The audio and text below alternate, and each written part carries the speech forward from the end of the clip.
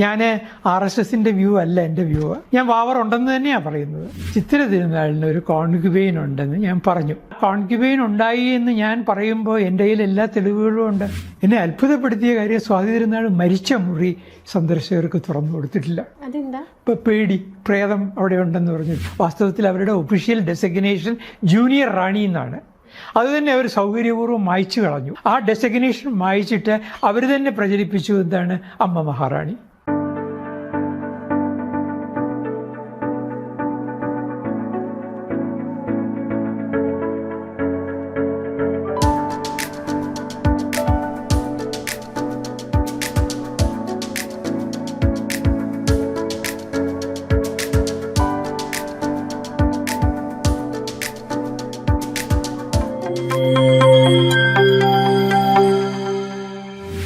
ശബരിമല വിഷയത്തിൽ സാർ ഒരുപാട് സ്റ്റേറ്റ്മെന്റ്സ് നടത്തിയിട്ടുണ്ട്. ചിലതൊക്കെ വളരെ കോൺട്രവേഴ്സ്യൽ ആയിട്ടുണ്ട്.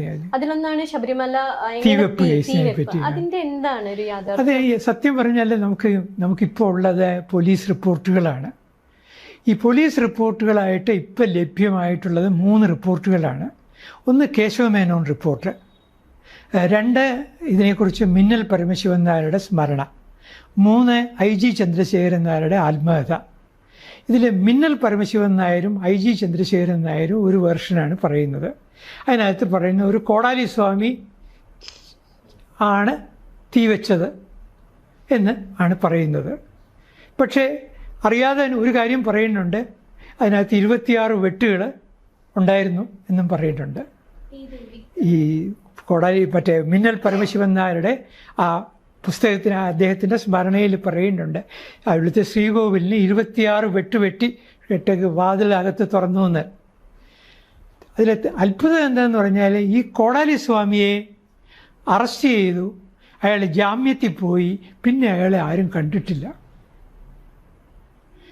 അപ്പോൾ ഈ സുകുമാരക്കുറുപ്പിൻ്റെ മറ്റൊരു സുകുമാരക്കുറുപ്പിന് മുമ്പുള്ളൊരു സുകുമാരക്കുറുപ്പാണ് ഈ കോടാലി സ്വാമി. അതിനെക്കുറിച്ച് ആരും ഒന്നും അന്വേഷിച്ച് പോയിട്ടില്ല. തീർച്ചയായിട്ടും ഈ കോടാലി സ്വാമിയെ ആരെങ്കിലും ഒളിപ്പിച്ചു വെച്ചതാവുമല്ലോ. അപ്പോൾ അതിൻ്റെ പിന്നിലൊരു കോൺസ്പിറസി ഉണ്ടാവുമല്ലോ. കോൺസ്പിറസി ഉണ്ടെന്ന് തന്നെയാണ് കേശവമേനോൻ പറയുന്നത്. അപ്പോൾ ഞാൻ ഈ കോൺസ്പിറസി എന്താണെന്ന് അന്വേഷിക്കാൻ തുടങ്ങി. കോൺസ്പിറസി എന്താണെന്ന് അന്വേഷിക്കാൻ തുടങ്ങിയപ്പോഴാണ് എനിക്കൊരു കഥാപാത്രത്തെ കണ്ടുമുട്ടി. TM വർഗീസിൻ്റെ മകൻ. അദ്ദേഹത്തിൻ്റെ പേര് ജോൺ വർഗീസ്. അദ്ദേഹം എന്നോട് അദ്ദേഹം ഈ കേസിലെ പ്രതിയായിരുന്നു എന്നും, എന്നാൽ അദ്ദേഹത്തിന് അന്നത്തെ ഗവൺമെൻറ്റിൻ്റെ അദ്ദേഹത്തിൻ്റെ നിസ്സഹായത അല്ലെങ്കിൽ നിഷ്കളങ്കത തിരിച്ചറിഞ്ഞിട്ട് അദ്ദേഹത്തെ FIRൽ നിന്ന് ഒഴിവാക്കിയെന്നും അദ്ദേഹം പറഞ്ഞു. അതായത് കേശവമേനോൻ റിപ്പോർട്ടിൽ നിന്നും അദ്ദേഹത്തെ ഒഴിവാക്കി, സ്റ്റേറ്റ് പോലീസിൻ്റെ റിപ്പോർട്ടിൽ നിന്നും ഒഴിവാക്കി.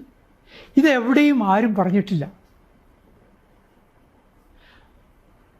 ഞാൻ ഈ ജോൺ വർഗീസിൻ്റെ നിരപരാധിത്വം ശരിയാണെന്ന് തന്നെ ഇരിക്കട്ടെ, എനിക്ക് അദ്ദേഹത്തിനെ കുറ്റപ്പെടുത്താനുള്ള ഒരു തെളിവുകളും എൻ്റെ പക്കലില്ല.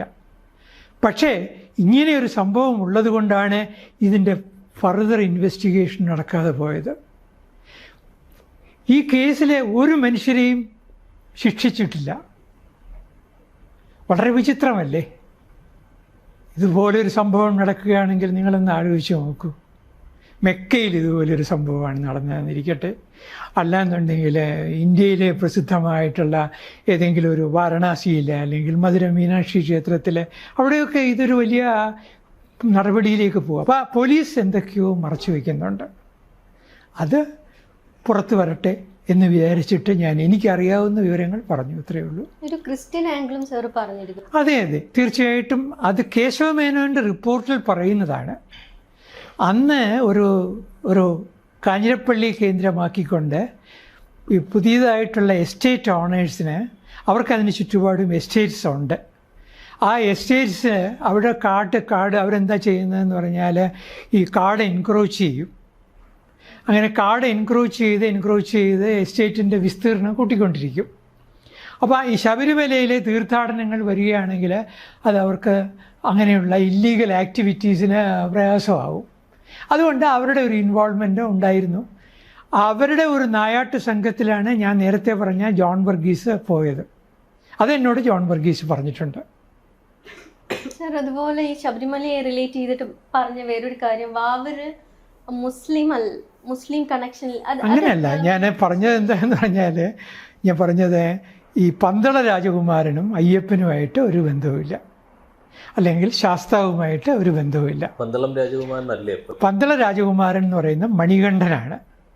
ആ മണികണ്ഠൻ്റെ അദ്ദേഹമാണ് ഈ ഇന്ന് നമ്മൾ ശബരിമലയിലെ ഒരു വലിയ പിൽഗ്രിം സെൻ്ററായിട്ട് മാറ്റുന്നതിന് വലിയൊരു പങ്ക് വഹിച്ച ആൾ, ഒരു പക്ഷേ 12-ാം നൂറ്റാണ്ടിൽ ജീവിച്ച ആൾ. അദ്ദേഹത്തിൻ്റെ ഒരു സ്നേഹിതനായിരുന്നു ബാവർ. ഞാൻ RSSൻ്റെ വ്യൂ അല്ല എൻ്റെ വ്യൂ. അവർ പറയുന്ന പോലെ വാവുരൻ എന്ന് പറയുന്ന ആളുമല്ല. അത് ഞാൻ വാവർ ഉണ്ടെന്ന് തന്നെയാണ് പറയുന്നത്. വാവറുണ്ട്. പക്ഷേ വാവർ ഒരു നോൺ മുസ്ലിം ആണെന്ന് ഞാനല്ല പറഞ്ഞത്. കേസരി ബാലകൃഷ്ണപിള്ള, മഹാനായ ചരിത്രകാരൻ കേസരി ബാലകൃഷ്ണപിള്ള പറഞ്ഞത് ഞാൻ കോട്ട് ചെയ്തു. കാരണം അറബികളായിട്ടുള്ള കച്ചവടക്കാർ കേരളത്തിൽ ഉണ്ടായിരുന്നു. പക്ഷെ ഒരു കാര്യം കൂടി ഞാൻ ആഡ് ചെയ്തു. ഇന്ന് വാവരുടെ ആ പഴയ വാവരുടെ കുടുംബത്തിൽപ്പെട്ടവരെല്ലാം മുസ്ലിങ്ങളാണ്. കാരണം അന്ന് ഈ അറബികളായിട്ട് കച്ചവടക്കാർ ഉണ്ടായിരുന്നു. ആ കച്ചവടക്കാരെ പിന്നീട് ഇസ്ലാമിലേക്ക് കൺവേർഷൻ നടത്തി.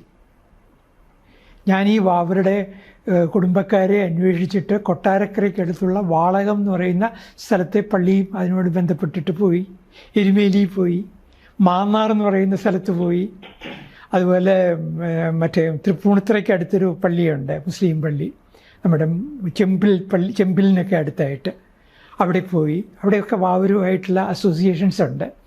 വാവരുടെ കുടുംബാംഗങ്ങൾ പിന്നീട് ഇസ്ലാമിലേക്ക് ചേർന്നിരിക്കാം. വാവർ ഇസ്ലാമായിരുന്നു. ഇത് എൻ്റെ അഭിപ്രായമല്ല, കേസരി ബാലകൃഷ്ണപിള്ള പറഞ്ഞതിനെ ഞാൻ കോട്ട് ചെയ്തു. ഇത്രയേ ഉള്ളൂ. ശ്രീ മണികണ്ഠൻ 12-ാം നൂറ്റാണ്ടിലായിരുന്നു എന്ന് പറഞ്ഞല്ലോ. അതെ. അപ്പോൾ അതായത് മണികണ്ഠൻ ശാസ്താവല്ല എന്നാണ് എനിക്കത് മനസ്സിലായത്. അതെ അതെ. ഇന്നിപ്പോൾ ആളുകൾക്ക് വലിയ കൺഫ്യൂഷനാണ്. എനിക്ക് സങ്കടം തോന്നിയിട്ടുണ്ട്. ഈ നിരക്ഷരരായിട്ടുള്ള അല്ലെങ്കിൽ സെമി ഇലിറ്ററേറ്റ്സ് ആയിട്ടുള്ള തമിഴ്നാട്ടിൽ നിന്ന് വരുന്നവരും തെലുങ്ക് നാട്ടിൽ നിന്ന് വരുന്നവരും ഒക്കെ അയ്യപ്പൻ എന്ന് പറയുന്ന ഒരു സ്വാമി മലയുടെ മുകളിലിരിക്കുകയാണെന്നും മകരം 1-ാം തീയതി ആകുമ്പോൾ അദ്ദേഹം താഴേക്ക് ഇറങ്ങി വരുമെന്നും അദ്ദേഹം അനുഗ്രഹിക്കുമെന്നൊക്കെ പറഞ്ഞുകൊണ്ടാണ് അവർ പാവങ്ങൾ വരുന്നത്. അങ്ങനെയൊക്കെയുള്ള ഒരുപാട് കഥകൾ പ്രചരിക്കുന്നുണ്ട്. ഒരു നല്ല പുസ്തകം ദേവസ്വം ബോർഡ് ഇതുവരെ ഇറക്കിയിട്ടില്ല. ആകെ ഇറക്കിയിട്ടുള്ളത് ഉണ്ട്, നാഗവള്ളിയുടെ ഒരു പുസ്തകമാണ് ആ മലയാളത്തിൽ ഇറക്കിയിട്ടുണ്ട്. അതിൻ്റെ കോപ്പീസ് ഇപ്പോൾ കിട്ടാനില്ല. അതൊക്കെയാണ് ദേവസ്വം ബോർഡ് ചെയ്തിട്ടില്ല. അപ്പോൾ ഒരു നല്ല പുസ്തകം പോലും ഇല്ലാത്തത് കൊണ്ട് പല കഥകൾ പ്രചരിക്കുന്നത് കൊണ്ടും ഞാൻ ഈ ശബരിമലയിലെ ശാസ്താവിൻ്റെ സങ്കല്പം എന്ന് പറയുന്നത് വളരെ ഒരു പ്രീ ഹിസ്റ്റോറിക് പീരീഡിൽ ഉണ്ടായിരുന്നു എന്നും അത് സാർത്ഥവാഹകന്മാരുടെ കച്ചവടക്കാരുടെ ദൈവമാണെന്നും ആ ദൈവത്തെ പിന്നീട് ശാതവാഹനന്മാർ സ്വീകരിച്ചുവെന്നും ശാതവാഹനന്മാരിൽ നിന്ന് അത് പല്ലവന്മാർ സ്വീകരിച്ചുവെന്നും പല്ലവന്മാരിൽ നിന്ന് ചോളന്മാർ സ്വീകരിച്ചു എന്നൊക്കെ പറഞ്ഞിട്ട് അതിനെ ഒരു ഹിസ്റ്റോറിക്കലായിട്ട് കൊണ്ടുവരികയാണ്. ബുദ്ധപാരമ്പര്യത്തിനെയും ഞാൻ തള്ളിക്കളയുന്നില്ല. പക്ഷേ ഇത് ബുദ്ധമതത്തിൻ്റെ മാത്രമല്ല. അതായത് കോമൺ വർഷിപ്പുണ്ട്. ബുദ്ധനല്ല, ശാസ്താവ് അവലോകിതേശ്വര സങ്കല്പവുമായിട്ട് മർജ് ചെയ്യുന്നതാണ്, ബുദ്ധനല്ല. അതൊക്കെ കുറച്ച് പറയേണ്ടിടത്തും ഞാൻ അതിനെക്കുറിച്ചൊക്കെ എഴുതിയിട്ടുണ്ട്, യൂട്യൂബിലും കുറേയൊക്കെ പറഞ്ഞിട്ടുണ്ട്. എനിക്ക് ശരിയാണെന്ന് തോന്നുന്നത് പറയുന്നു. അതെ, ഡെയ്റ്റിയാണ്, ശിവൻ തന്നെയാണ് ഈ അവലോകിതേശ്വരൻ. കൗണ്ടർ ഫീമെയിൽ പാർട്ടാണ് താര. നമുക്കിപ്പം നേപ്പാളിൽ പോവുകയാണെങ്കിലും അതുപോലെ ഹിമാചൽ പ്രദേശിൽ പോവുകയാണെങ്കിലും ഉത്തരാഖണ്ഡിൽ പോവുകയാണെങ്കിലും ഡാർജിലിങ്ങിൽ പോവുകയാണെങ്കിലും ടിബറ്റിൽ പോവുകയാണെങ്കിലും അവലോകിതേശ്വരനാണ് പൂജിക്കുന്നത്. ഈ ദലൈലാമ എന്ന് പറയുന്നത് അവലോകിതേശ്വരൻ്റെ അവതാരമാണ്. അവിടെ മന്ത്രം എന്താണെന്നറിയാമോ? ഓം മണിപദ്മേ ഹുമാണ് മന്ത്രം. അപ്പോൾ ഒരു കാലഘട്ടത്തിൽ ഈ ശബരിമല ടെമ്പിൾ അവലോകിതേശ്വരൻ്റെ അമ്പലവും ആയിരുന്നിരിക്കും. ഒരു കാര്യം തീർച്ചയാണ്, ഈ പിൽഗ്രിമേജിൻ്റെ എല്ലാ അനുഷ്ഠാനങ്ങളിലും ബുദ്ധിസത്തിൻ്റെ സ്വാധീനമുണ്ട്. ഒരു എക്സാമ്പിൾ പറയാം. ശരണം വിളിക്കുക, ബുദ്ധം ശരണത്തിൻ്റെ അനുകരണമാണ് സ്വാമിയേ ശരണമയ്യപ്പ. അതുപോലെ തന്നെ പിന്നെ വെജിറ്റേറിയനിസം, അതെ, ശബരിമലയിലെ വ്രതം നോക്കണം. അവർ ആ സമയത്ത് മറ്റേ കുടുംബജീവിതം, പാതിവൃത്യം അല്ല ബ്രഹ്മചര്യം പാലിക്കണം, അതുപോലെ സസ്യാഹാരം കഴിക്കണം എന്നൊക്കെ ഉള്ളത് പറയുന്നുണ്ട്. ഉണ്ട്. ഹിന്ദുവിസം എന്ന് പറയുമ്പോൾ പിന്നെ അതൊരു കടൽ പോലെ കിടക്കുകയാണ്. അതിനകത്ത് പ്യുവർ വെജിറ്റേറിയൻസ് ഉണ്ട്, ശാക്തേറ്റ്സ് ആണെങ്കിൽ നോൺ വെജിറ്റേറിയൻസ് ആണ്, അതിനകത്ത് മറ്റേ പിന്നെ ശൈവ അഘോരികളുണ്ട്, അവർക്കാണെങ്കിൽ മസ്റ്റാണ് ഇറച്ചി കഴിക്കണം എന്നുള്ളത്.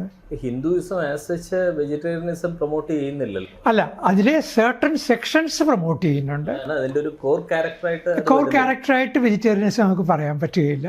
എന്ന് മാത്രമല്ല, നമ്മൾ വിചാരിക്കുന്ന പോലെയല്ല, ബുദ്ധിസത്തിൽ നോൺ വെജിറ്റേറിയൻ ഉണ്ട്. ഞാൻ കംബോഡിയയിൽ പോയാൽ അവിടുത്തെ ബുദ്ധിസ്റ്റ് നോൺ വെജിറ്റേറിയൻ കഴിക്കുന്നവരാണ്. ശ്രീലങ്കയിലെ ബുദ്ധിസ്റ്റ് നോൺ വെജിറ്റേറിയൻസ് ആണ്. പിന്നെ ടിബറ്റിലേത് നോൺ വെജിറ്റേറിയൻസ് ആണ്. ബുദ്ധമതത്തിൽ ജാതിയില്ല എന്ന് പറയുന്നു, അസംബന്ധം, ഭയങ്കര ജാതിയാണ്. അതൊന്നുമില്ല. പിന്നെ അവിടെ ശ്രീലങ്കയിൽ പോകണം. ശ്രീലങ്കയിൽ പോയി കഴിഞ്ഞാൽ അറിയാൻ പറ്റും, അവിടെ 4 ജാതികളുണ്ട് ബുദ്ധിസ്റ്റുകളിൽ. അതിൽ ഗോയിഗാമ സന്യാസികളുടെ ആശ്രമത്തിനകത്ത് കരാവറിലെപ്പെട്ട സന്യാസിയെ കയറ്റത്തില്ല, അതിനകത്ത് സാലിഗാമയെ കയറ്റത്തില്ല. ഇൻ്റർകാസ്റ്റ് മാരേജ് അപൂർവമായിട്ട് പ്രേമവിവാഹം ഉണ്ടെന്നേ ഉള്ളൂ. ഒരൊറ്റ പ്രസിഡൻ്റ് എന്ന് പറയുന്ന ആളെ ഈ ഗോയിഗാമയെ മിക്കവാറും വരുവുള്ളൂ. മറ്റ് ജാതിയും 3 ജാതിയിൽപ്പെട്ട അവിടെ ഈഴവർക്ക് തുല്യമായിട്ടുള്ള ദുരാവറാണ്. ഈ ദുരാവർ കമ്മ്യൂണിറ്റിയിൽപ്പെട്ട ആളൊന്നും ഇന്ന് വരെ ഒരു പഞ്ചായത്ത് പ്രസിഡന്റ് പോലും ആയിട്ടുണ്ടോ എന്ന് സംശയമാണ്. കാരണം ചവിട്ടി താഴ്ത്തപ്പെട്ടിരിക്കുന്നവരാണ്. അപ്പോൾ അവിടെ ആകപ്പാടെ ഒരു പിന്നെ ഹൈകാസ്റ്റിൽ പെടാത്ത ഒരാൾ പ്രസിഡൻ്റായത് പ്രേമദാസയാണ്. അപ്പോൾ ഇത്തവണ ഞാനൊരു പ്രഡിക്ഷൻ നടത്തിയത് പ്രേമദാസയുടെ മകൻ പ്രസിഡൻ്റ് ആവില്ല എന്ന് ഞാൻ പറഞ്ഞു നേരത്തെ തന്നെ. പ്രേമദാസയുടെ മകൻ എന്താ കാര്യം എന്ന് വെച്ചാൽ അതിൽ കരാവറാണ്. കരാവർ എന്ന് വെച്ചാൽ ഫിഷർ ഫോക്ക് കമ്മ്യൂണിറ്റിയാണ്. മാത്രമല്ല കേരളത്തിൽ നിന്ന് പോയ ആളാണ് അയാളുടെ പിന്നെ പൂർവികന്മാർ. അപ്പോൾ ഇടയ്ക്ക് അയാളെ അസാസിനേറ്റ് ചെയ്യപ്പെടുമെന്ന് ഉണ്ണികൃഷ്ണ പണിക്കർ പറഞ്ഞു. അപ്പോൾ അയാൾ അതുകൊണ്ട് ഗുരുവായൂരൊക്കെ ഒന്ന് തൊഴുതായിരുന്നു. പക്ഷേ ജാതകം തെറ്റിയില്ല, അസാസിനേറ്റ് ചെയ്യപ്പെട്ടു. അപ്പോൾ ഞാൻ പറഞ്ഞു വരുന്നത്, ബുദ്ധമതത്തിൽ ജാതിയുണ്ട്, ബുദ്ധമതത്തിൽ നോൺ വെജിറ്റേറിയനിസം ഉണ്ട്. ശ്രീനാരായണ ഗുരു അവിടെ പോയിട്ട് കൃത്യമായിട്ട് ഇതെല്ലാം മനസ്സിലാക്കിയിട്ടാണ് മതപരിവർത്തന രസവാദം കുമാരനാശാനെ കൊണ്ട് എഴുതിപ്പിക്കുന്നത്. നിങ്ങളെ വിഹാരങ്ങൾക്ക് വേണ്ടിയിട്ട് പിന്നെ ഇഷ്ടിക ചുമന്നാൽ തോളിൽ മുതുകത്ത് പാടുവരും, ജാതി പോവില്ല എന്നാണ് പറഞ്ഞത്. വാസ്തവത്തിൽ കുമാരനാശാൻ ഒരു ബുദ്ധമതത്തിനോട് അടുപ്പമുള്ള ആളാണ്. അടുപ്പമുള്ള കുമാരനാശാനോട് ബുദ്ധമതത്തിന് എതിരായിട്ട് എഴുതാൻ പറഞ്ഞു. തിരുവിതാംകൂർ ചരിത്രത്തിനെ കുറിച്ച് ഇത്രയധികം ഗഹനമായ പഠനം എപ്പോഴാണ് തുടങ്ങിയത്? അതെങ്ങനെയാണ് ആ ഒരു ശാഖയിലേക്ക് വന്നത്? ഈ തിരുവിതാംകൂർ ചരിത്രം എന്ന് പറയുന്നത് കേരള ചരിത്രത്തിൻ്റെ ഭാഗമാണ്. ഇപ്പോൾ കോളേജ് ക്ലാസ്സുകളിൽ ഞാൻ പഠിപ്പിച്ചിരുന്നത് കേരള ചരിത്രമാണ്. അത് കേരള ചരിത്രവും സംസ്കാരവും അങ്ങനെ ഒരു പേപ്പർ തന്നെയുണ്ട്. സാധാരണ അധ്യാപകർ വലിയ താല്പര്യം കാണിക്കാറില്ല, പക്ഷെ ഞാനത് താല്പര്യം കാണിച്ചു. ആ താല്പര്യം കാണിക്കുന്നതിനൊരു പശ്ചാത്തലം ഉണ്ടായിരുന്നു. ഞാൻ ആർക്കിയോളജി പഠിച്ചിട്ടുണ്ട്. എന്ന് മാത്രമല്ല കുറച്ചു കാലം ആർക്കിയോളജി ഡിപ്പാർട്ട്മെൻറ്റിൽ ജോലി ചെയ്തിട്ടുണ്ട്. ഒരു 5.5 വർഷം ആർക്കിയോളജി ഡിപ്പാർട്ട്മെൻറ്റിൽ ഡോക്യുമെൻറ്റേഷൻ ഓഫീസറായിട്ട് ജോലി ചെയ്തു. മ്യൂസിയോളജിയിലും ആർക്കിയോളജിയിലും ഒരു പ്രാഥമികമായ കാര്യങ്ങൾ മനസ്സിലാക്കാനായിട്ട് പഠിച്ചിട്ടുണ്ട്. ഡിപ്ലോമയൊന്നുമല്ല, സർട്ടിഫിക്കറ്റ് കോഴ്സുകൾ ചെയ്തിട്ടുണ്ട്.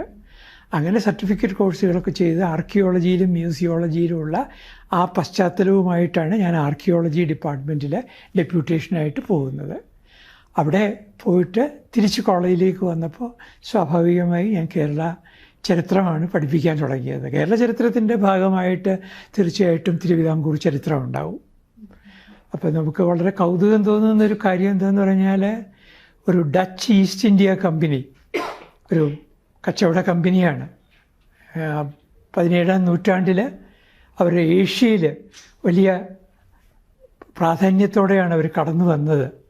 എന്ന് മാത്രമല്ല ശ്രീലങ്ക അവർ അനായാസമായിട്ട് പിടിച്ചെടുത്തു. അതുപോലെ ഇന്തോനേഷ്യ അവർ പിടിച്ചെടുത്തു. അപ്പോൾ അങ്ങനെയുള്ള ആ ഡച്ച് ഈസ്റ്റ് ഇന്ത്യ കമ്പനിയെ പരാജയപ്പെടുത്തിയത് ഒരു തിരുവിതാംകൂറിലെ രാജാവാണ്, മാർത്താണ്ഡവർമ്മ. അങ്ങനെയാണ് അതിന് തിരുവിതാംകൂറിനെ അങ്ങനെ പരാജയപ്പെടുത്താൻ സാധിച്ചത്, അല്ലെങ്കിൽ യുദ്ധം ചെയ്യാനുള്ള ധൈര്യം എങ്ങനെ ഉണ്ടായി? അതൊക്കെ ആലോചിക്കുമ്പോൾ തിരുവിതാംകൂർ ചരിത്രത്തെപ്പറ്റി കൂടുതൽ അറിയണമെന്ന് തോന്നി. പത്മനാഭസ്വാമി ക്ഷേത്രവുമായിട്ട് സ്വാഭാവികമായിട്ട് ഒരു തിരുവനന്തപുരത്തുകാരനെന്ന നിലയിൽ പത്മനാഭസ്വാമി ക്ഷേത്രവുമായിട്ട് അടുപ്പമുണ്ടായി. ആ ക്ഷേത്രവുമായിട്ട് പലതരത്തിലും അവിടെ പോകാൻ ഇടയായി. അങ്ങനെ വന്നു കഴിഞ്ഞപ്പോൾ പത്മനാഭസ്വാമി ക്ഷേത്രം പോലെയുള്ളൊരു മോണ്യുമെൻറ്റ്, സ്മാരകം മാർത്താണ്ഡവർമ്മയുടേത് നമ്മുടെ മുമ്പിൽ പ്രത്യക്ഷമായിട്ടുണ്ട്. എങ്ങനെ വന്നു ഈ ഒരു പത്മനാഭസ്വാമി ക്ഷേത്രം? അവിടുത്തെ അളവറ്റ സമ്പത്ത് എങ്ങനെ വന്നു? അതിനെപ്പറ്റിയൊക്കെ സ്വാഭാവികമായിട്ട് ആലോചിക്കാൻ തുടങ്ങി. അന്ന് ഈ സമ്പത്തിനെ പറ്റിയുള്ള കൃത്യമായ വിവരങ്ങളൊന്നും ആർക്കും തന്നെ ഉണ്ടായിരുന്നില്ല, എനിക്കും ഉണ്ടായിരുന്നില്ല.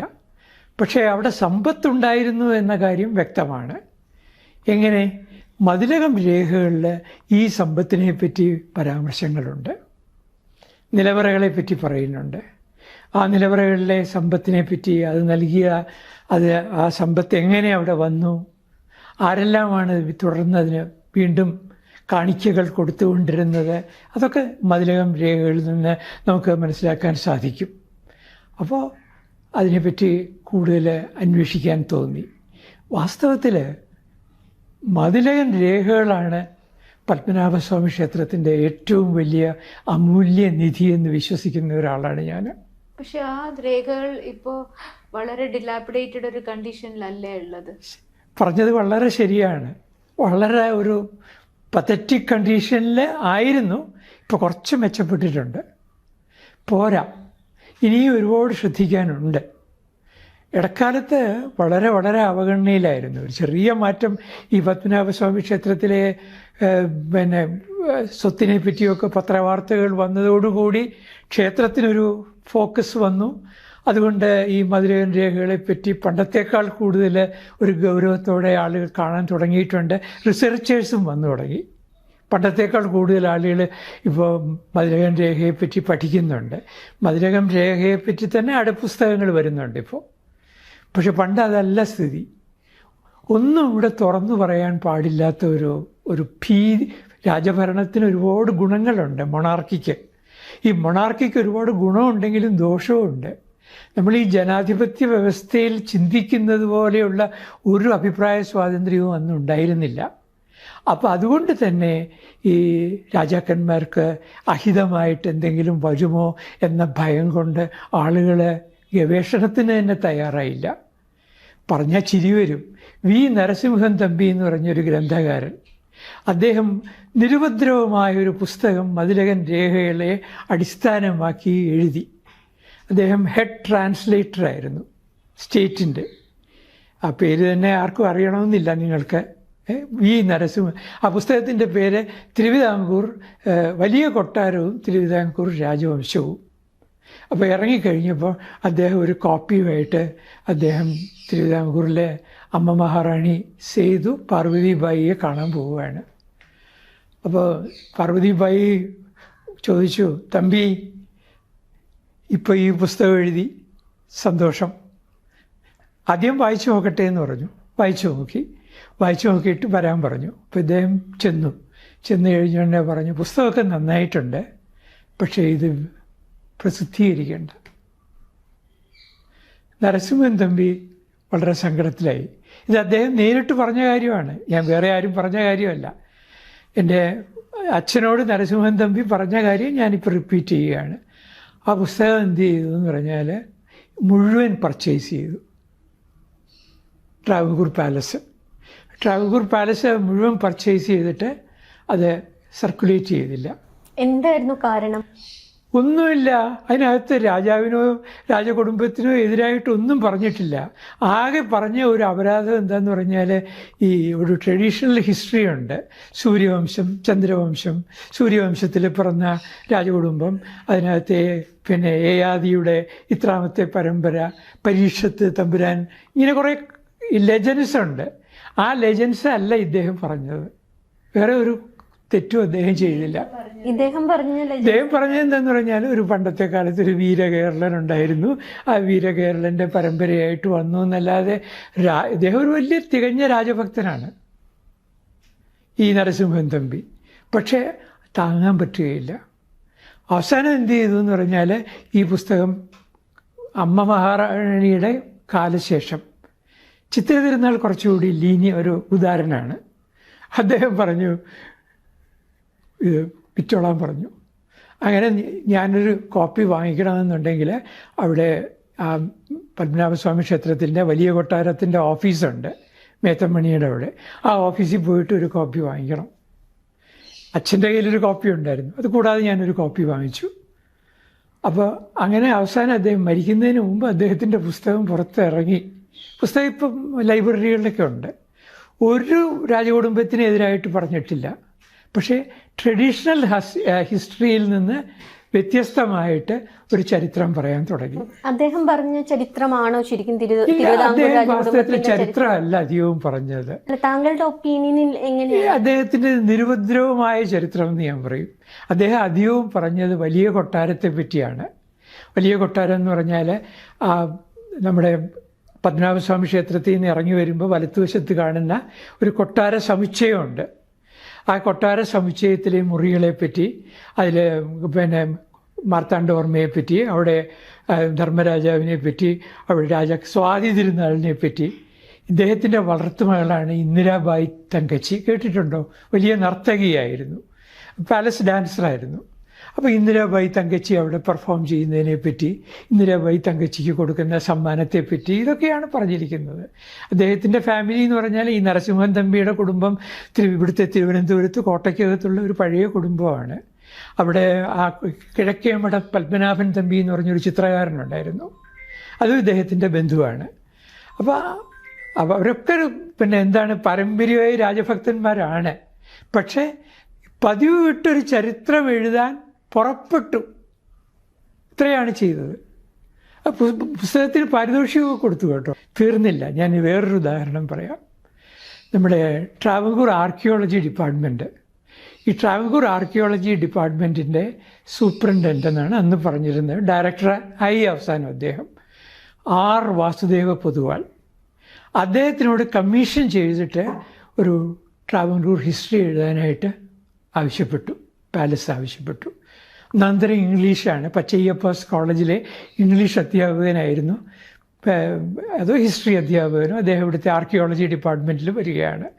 അദ്ദേഹത്തിൻ്റെ പുസ്തകം അദ്ദേഹത്തിനോട് എഴുതാൻ പറഞ്ഞു. എഴുതി പുസ്തകം അദ്ദേഹം കൊടുത്തു. അങ്ങേയറ്റം രാജാവിനെ പിന്നെ പ്രശംസിച്ചിട്ടല്ലാതെ രാജകുടുംബത്തെ പറ്റി ഒരു ദോഷവും പറഞ്ഞിട്ടില്ല. ഈ പറഞ്ഞ പോലെ ഏയാദിയും പരീക്ഷത്ത് തമ്പുരാനും എല്ലാം എഴുതിയിട്ടുമുണ്ട്. പക്ഷേ പുസ്തകം വായിച്ചു കഴിഞ്ഞപ്പോഴത്തേക്കും സേതു പാർവതിബായിക്ക് തമ്പുരാട്ടിക്ക് ഇഷ്ടപ്പെട്ടില്ല. ഇന്നും വെളിച്ചം കണ്ടിട്ടില്ല. പുസ്തകത്തിൻ്റെ ഒരു കോപ്പി എൻ്റെ കയ്യിലുണ്ട് കേട്ടോ. ഞാനത് അവരുടെ അദ്ദേഹത്തിൻ്റെ മകളാണ് Shantha P Nair, playback singer. അദ്ദേഹത്തിൻ്റെ മറ്റൊരു മകളാണ് ഇന്ദിര വെണ്ണിയൂർ. അപ്പോൾ ഇന്ദിര വെണ്ണിയൂർ മരിക്കുന്നത് 90 വയസ്സിലാണ്. അപ്പോൾ കോവിഡ് കാലത്തൊക്കെ അവർ നിരന്തരം എന്നെ ഫോൺ ചെയ്തിട്ട് പറയും, എങ്ങനെയെങ്കിലും ഈ പുസ്തകം പബ്ലിഷ് ചെയ്യാൻ ഞാൻ വിചാരിച്ചാൽ പറ്റുമോ എന്നൊക്കെ ചോദിക്കും. ഞാൻ പറഞ്ഞു എന്നെക്കൊണ്ട് പറ്റുകയില്ല എന്ന് പറയും. ആ പുസ്തകത്തിനകത്ത് പക്ഷേ അവരാഗ്രഹിക്കുന്നത് പോലെയുള്ളൊരു ചരിത്രമല്ല. ഇനി ഞാൻ വേറൊരു ഉദാഹരണം പറയാം. ഈ പുസ്തകത്തിന് എന്താ സംഭവിച്ചത്? ഈ പുസ്തകത്തിൻ്റെ ടൈപ്ഡ് വേർഷന് അവർ വിലയ്ക്ക് അവർ അതിനിപ്പോൾ റെമ്യൂണറേഷൻ കൊടുത്തു. അദ്ദേഹം അന്ന് താമസിക്കുന്നത് പത്മനാഭസ്വാമി ടെമ്പിളിൻ്റെ ഒരു കെട്ടിടത്തിലാണ് താമസിക്കുന്നത്. ഇപ്പോൾ അവിടുത്തെ ഉത്സവ മഠത്തിലായിരുന്നു താമസിക്കുന്നത്. അദ്ദേഹത്തിൻ്റെ ഇന്ന് വാടക പോലും അവർ വാങ്ങിക്കുന്നില്ല. അദ്ദേഹത്തിന് വളരെ കാരണം ഈ സേതു പാർവതിബായിക്കൊരു വലിയ ആൻറ്റി കളക്ഷനുണ്ട്. നിങ്ങൾക്ക് ആർക്കും അറിയാൻ വയ്യാത്തൊരു റയറായിട്ടുള്ള ഇന്നും പാലസിനുണ്ട്. ഇപ്പോഴും കുറേയൊക്കെ അത് ഡിസ്പോസ് ചെയ്തു. അപ്പോൾ ആ ആൻറ്റി കളക്ഷൻ വാങ്ങിക്കുമ്പോൾ എക്സ്പെർട്ടായിട്ട് ഇദ്ദേഹത്തെ കൊണ്ടാണ് ഒപ്പീനിയൻ പറയിപ്പിച്ചിരുന്നത്. ഒരു ചോള ബ്രോൺസ് കിട്ടുമ്പോൾ ഒറിജിനൽ ചോള ബ്രോൺസും ഉണ്ട്, കുംഭകോണത്തുണ്ടാക്കുന്ന ഇമിറ്റേഷനും ഉണ്ട്. ഇത് തമ്മിൽ തിരിച്ചറിയണമെന്നുണ്ടെങ്കിൽ വാസുദേവ പൊതുവാൾ ആണെന്ന് പറഞ്ഞിരുന്നത്. അത്ര അടുപ്പമാണ് റിട്ടയർ ചെയ്തതിന് ശേഷവും. പക്ഷേ വാസുദേവ പൊതുവാളിനോട് വളരെ നന്നായിട്ടാണ് പെരുമാറിയത്. വാസുദേവ പൊതുവാൾ മരിക്കുന്നത് വരെ അദ്ദേഹത്തിൻ്റെ ഇന്ന് വാടക പോലും വാങ്ങിച്ചിരുന്നില്ല. ഞാൻ മൂന്നാമതൊരു ഉദാഹരണം പറയാം. ട്രാവൻകൂർ സ്റ്റേറ്റ് മാനുവൽ, നമുക്ക് 2 മാനുവലുകളുണ്ട്. ആദ്യത്തേത് വി നാഗമയ്യ തയ്യാറാക്കിയത്, രണ്ടാമത്തേത് TK വേലിപ്പിള്ള തയ്യാറാക്കിയത്. അദ്ദേഹത്തിനെ സഹായിച്ചത് ശൂരനാട് കുഞ്ഞമ്പിള്ള. അപ്പോൾ ഈ TK വേലിപ്പിള്ള തയ്യാറാക്കിയ TK വേലിപ്പിള്ള എന്ന് പറഞ്ഞാൽ അന്നത്തെ പ്രജാസഭയുടെ അധ്യക്ഷനാണ്, സ്പീക്കർ, വലിയ പദവിയാണ്. അപ്പോൾ ഈ TK വേലിപ്പിള്ള തയ്യാറാക്കിയ സ്റ്റേറ്റ് മാനുവലിൽ പറയുന്നുണ്ട്, ഉമയമ്മ റാണി മക്കളില്ലായിരുന്നു. കളിപ്പാൻകുളം എന്ന് പറഞ്ഞ സ്ഥലത്ത് വെച്ച്, മണക്കാട്ടിനടുത്താണ്, ഈ കളിപ്പാൻകുളം എന്ന് പറയുന്ന സ്ഥലത്ത് വെച്ച് ഉമയമ്മ റാണിയുടെ 5 മക്കളെ 8 വീട്ടിൽ പിള്ളമാർ കൊന്നു. ഇതാണ് ട്രഡീഷണൽ ഹിസ്റ്ററി. ഉമാ കേരളം എന്ന് പറയുന്ന പുസ്തകത്തിൽ ശൂരനാട് ഉള്ളൂർ പരമേശ്വരയ്യരുടെ ഉമാ കേരളത്തിൽ ഇത് എഴുതിയിട്ടുണ്ട്. ഇതിന് തെറ്റാണെന്നും ഈ ഉമയമ്മ റാണിക്ക് കുഞ്ഞുങ്ങളേ ഉണ്ടായിരുന്നില്ല എന്നും, അവർക്ക് 1-ലേറെ ഭർത്താക്കന്മാരുണ്ട്, ആ കാര്യം പറഞ്ഞില്ല. പറയാതെ ഒരേ സമയമല്ല, ഒരാൾ മാറ്റി പണ്ടത്തെ രീതി അനുസരിച്ച്. പക്ഷേ ഇവർക്ക് സന്താനങ്ങളില്ല, മക്കളില്ല എന്നുള്ള വിവരം പറഞ്ഞതുകൊണ്ട് അത് സ്റ്റോപ്പ് ചെയ്തു. ഒരു സംശയം ചോദിച്ചോട്ടെ സാർ, ഈ മാർത്താണ്ഡവർമ്മയുടെ അമ്മ എന്ന് പറയുന്ന ഇപ്പൊ ഉമ്മ എന്ന് പറഞ്ഞ അവര് കണ്ണൂരിൽ നിന്നുള്ള ആണ്. അപ്പൊ ഇത് ഒരു തിയറി കേട്ടത്, ഈ മാർത്താണ്ഡവർമ്മയെ 8 വീട്ടിൽ പിള്ളമാർ ഒരുപാട് ഭയങ്കരമായ ശത്രുത ഉണ്ടായിരുന്നു. അതിന്റെ ഒരു റീസൺ ഈ മാർത്താണ്ഡവർമ്മ കണ്ണൂരുകാരനാണെന്നുള്ളത് കൊണ്ടും ഇവിടെ അംഗീകരിക്കപ്പെട്ടിരുന്നില്ല എന്നുള്ളത് കൊണ്ടും. അതുകൊണ്ട് തന്നെയാണ്, കണ്ണൂരുകാരനായിരുന്നത് കൊണ്ട് തന്നെ ഇവിടെയുള്ള 8 വീട്ടിൽ പിള്ളമാർ 2 കാരണങ്ങളുണ്ട്. അതിൽ ഈ പറഞ്ഞത് പൂർണ്ണമായിട്ട് ശരിയാണ്. പിന്നെ പറയാത്തൊരു കാര്യമുണ്ട്, ഈ പിള്ളമാർക്ക് എപ്പോഴും ദുർബലനായ രാജാവിനെയാണ് ഇഷ്ടം. എന്നാൽ ഇവിടെ വാസ്തവത്തിൽ ഈ ജനാധിപത്യത്തിൻ്റെ ഒരു ക്രൂഡ് ഫോം ഉണ്ടായിരുന്നു, ഇന്ത്യയിലുണ്ടായിരുന്നു. നമുക്ക് അറിഞ്ഞുകൂടാത്ത ഒരു കാര്യം ഞാൻ ഓർമ്മിപ്പിക്കാം. നമ്മുടെ സാക്ഷാൽ ബുദ്ധനില്ലേ, ബുദ്ധൻ്റെ അച്ഛനില്ലേ, ബുദ്ധൻ്റെ അച്ഛൻ ഡെമോക്രാറ്റിക്കലി എലക്റ്റഡ് കിങ് ആണ്, അല്ലാണ്ട് പാരമ്പര്യമായിട്ട് രാജാവായതല്ല. പല ബുദ്ധൻ്റെ ചരിത്രങ്ങളിൽ നിന്ന് മനസ്സിലാക്കാൻ പറ്റാത്തൊരു കാര്യം, ബുദ്ധൻ രാജാവാകണമെന്നില്ല. ബുദ്ധൻ തിരഞ്ഞെടുക്കപ്പെട്ടാൽ മാത്രമേ ബുദ്ധൻ രാജാവാവുകയുള്ളൂ. അല്ലാതെ ഈ പറയുന്നത് പോലെ ബുദ്ധൻ സന്യാസം സ്വീകരിച്ചില്ലെങ്കിൽ അല്ലെങ്കിൽ അസറ്റിക്കായിട്ട് പോയില്ലായിരുന്നുവെങ്കിൽ രാജാവായി കൊള്ളണമെന്ന് ഒരു നിയമവുമില്ല. അപ്പോൾ അങ്ങനെ ഒരു വികേന്ദ്രീകൃത ഭരണം ഉണ്ടായിരുന്നു, ഡീസെൻട്രലൈസ്ഡ്. അതായത് നാടുകൾ തോറും ചെറിയ ചെറിയ നാടുകൾ, ആ നാടുകളിൽ തന്നെ കരകൾ, ആ കരകളിലെ കരപ്രമാണിമാർ.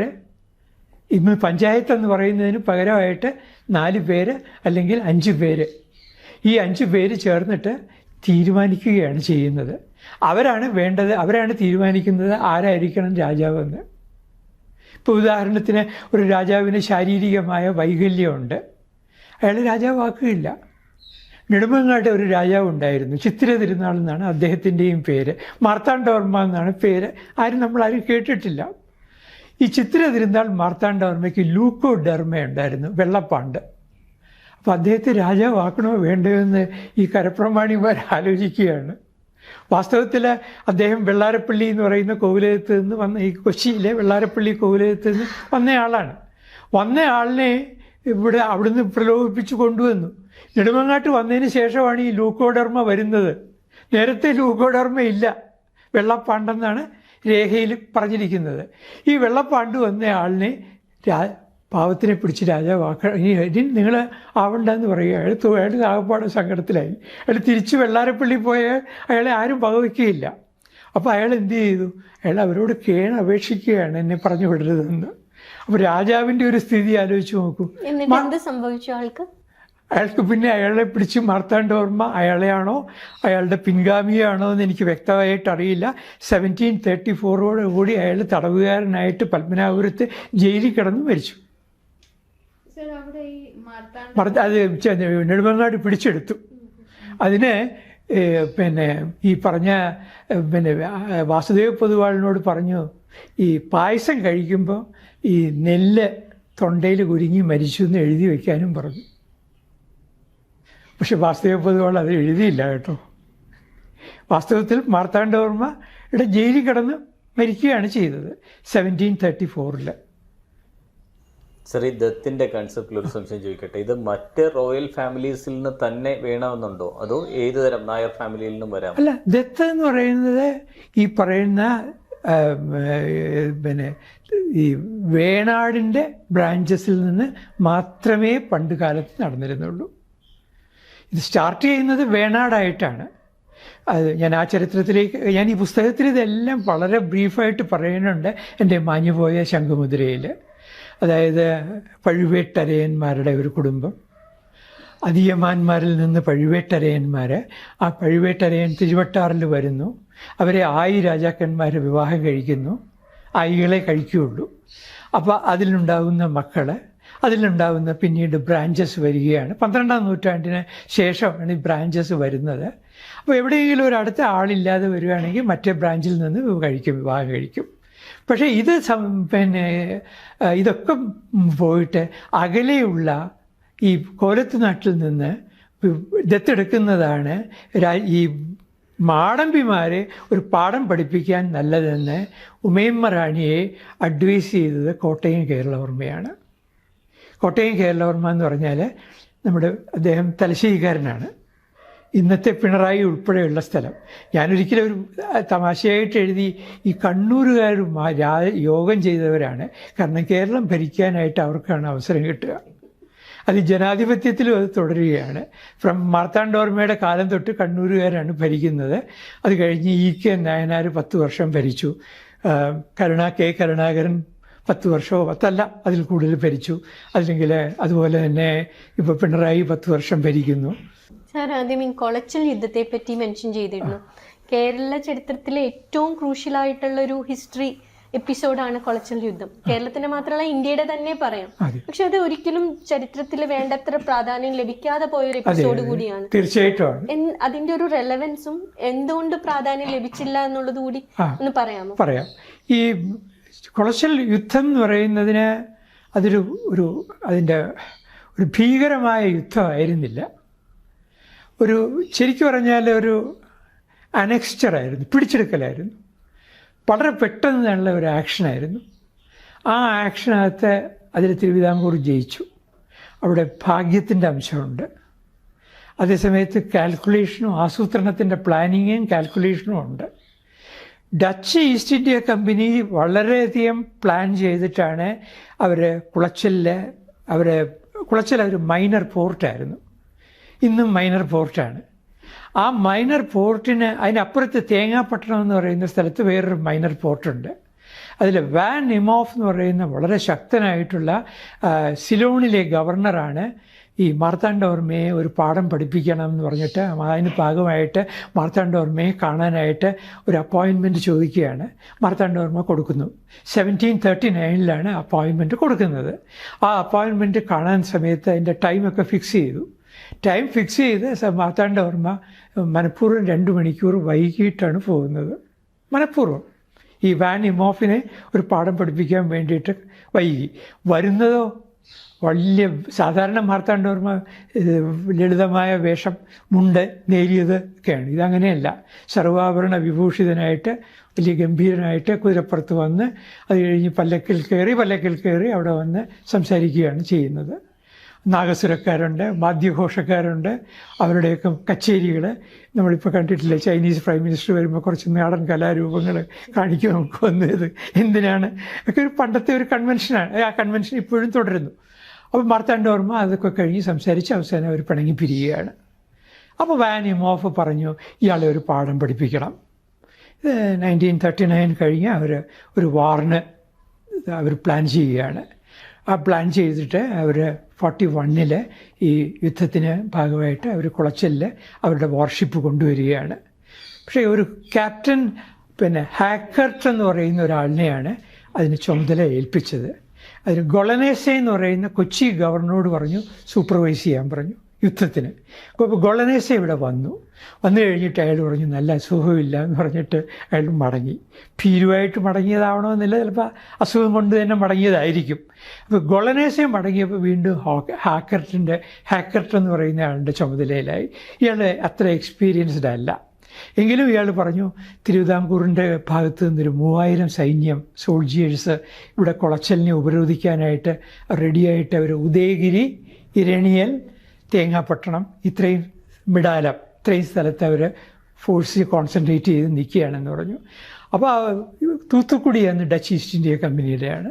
തൂത്തുക്കുടിയിൽ നിന്ന് ഒരു പട്ടാളത്തിൻ്റെ ഒരു വിഭാഗത്തെ കന്യാകുമാരിയിലേക്ക് അയച്ചു. അതിലാണ് ഈ ഡി ലെനോയി ഉണ്ടായിരുന്നത്. ഡി ലെനോയി വാസ്തവത്തിൽ കീഴടങ്ങുന്നത് കന്യാകുമാരിയിലാണ്, കുളച്ചിൽ വെച്ചല്ല. ഇപ്പോഴത്തെ ട്രാവൻകൂർ ഹിസ്റ്ററിയിൽ കന്യാകുമാരി കീഴടങ്ങിയെന്നാണ്, അല്ല കുളച്ചിൽ വെച്ച് കീഴടങ്ങിയെന്നാണ് പറയുന്നത്. ശരിയല്ല.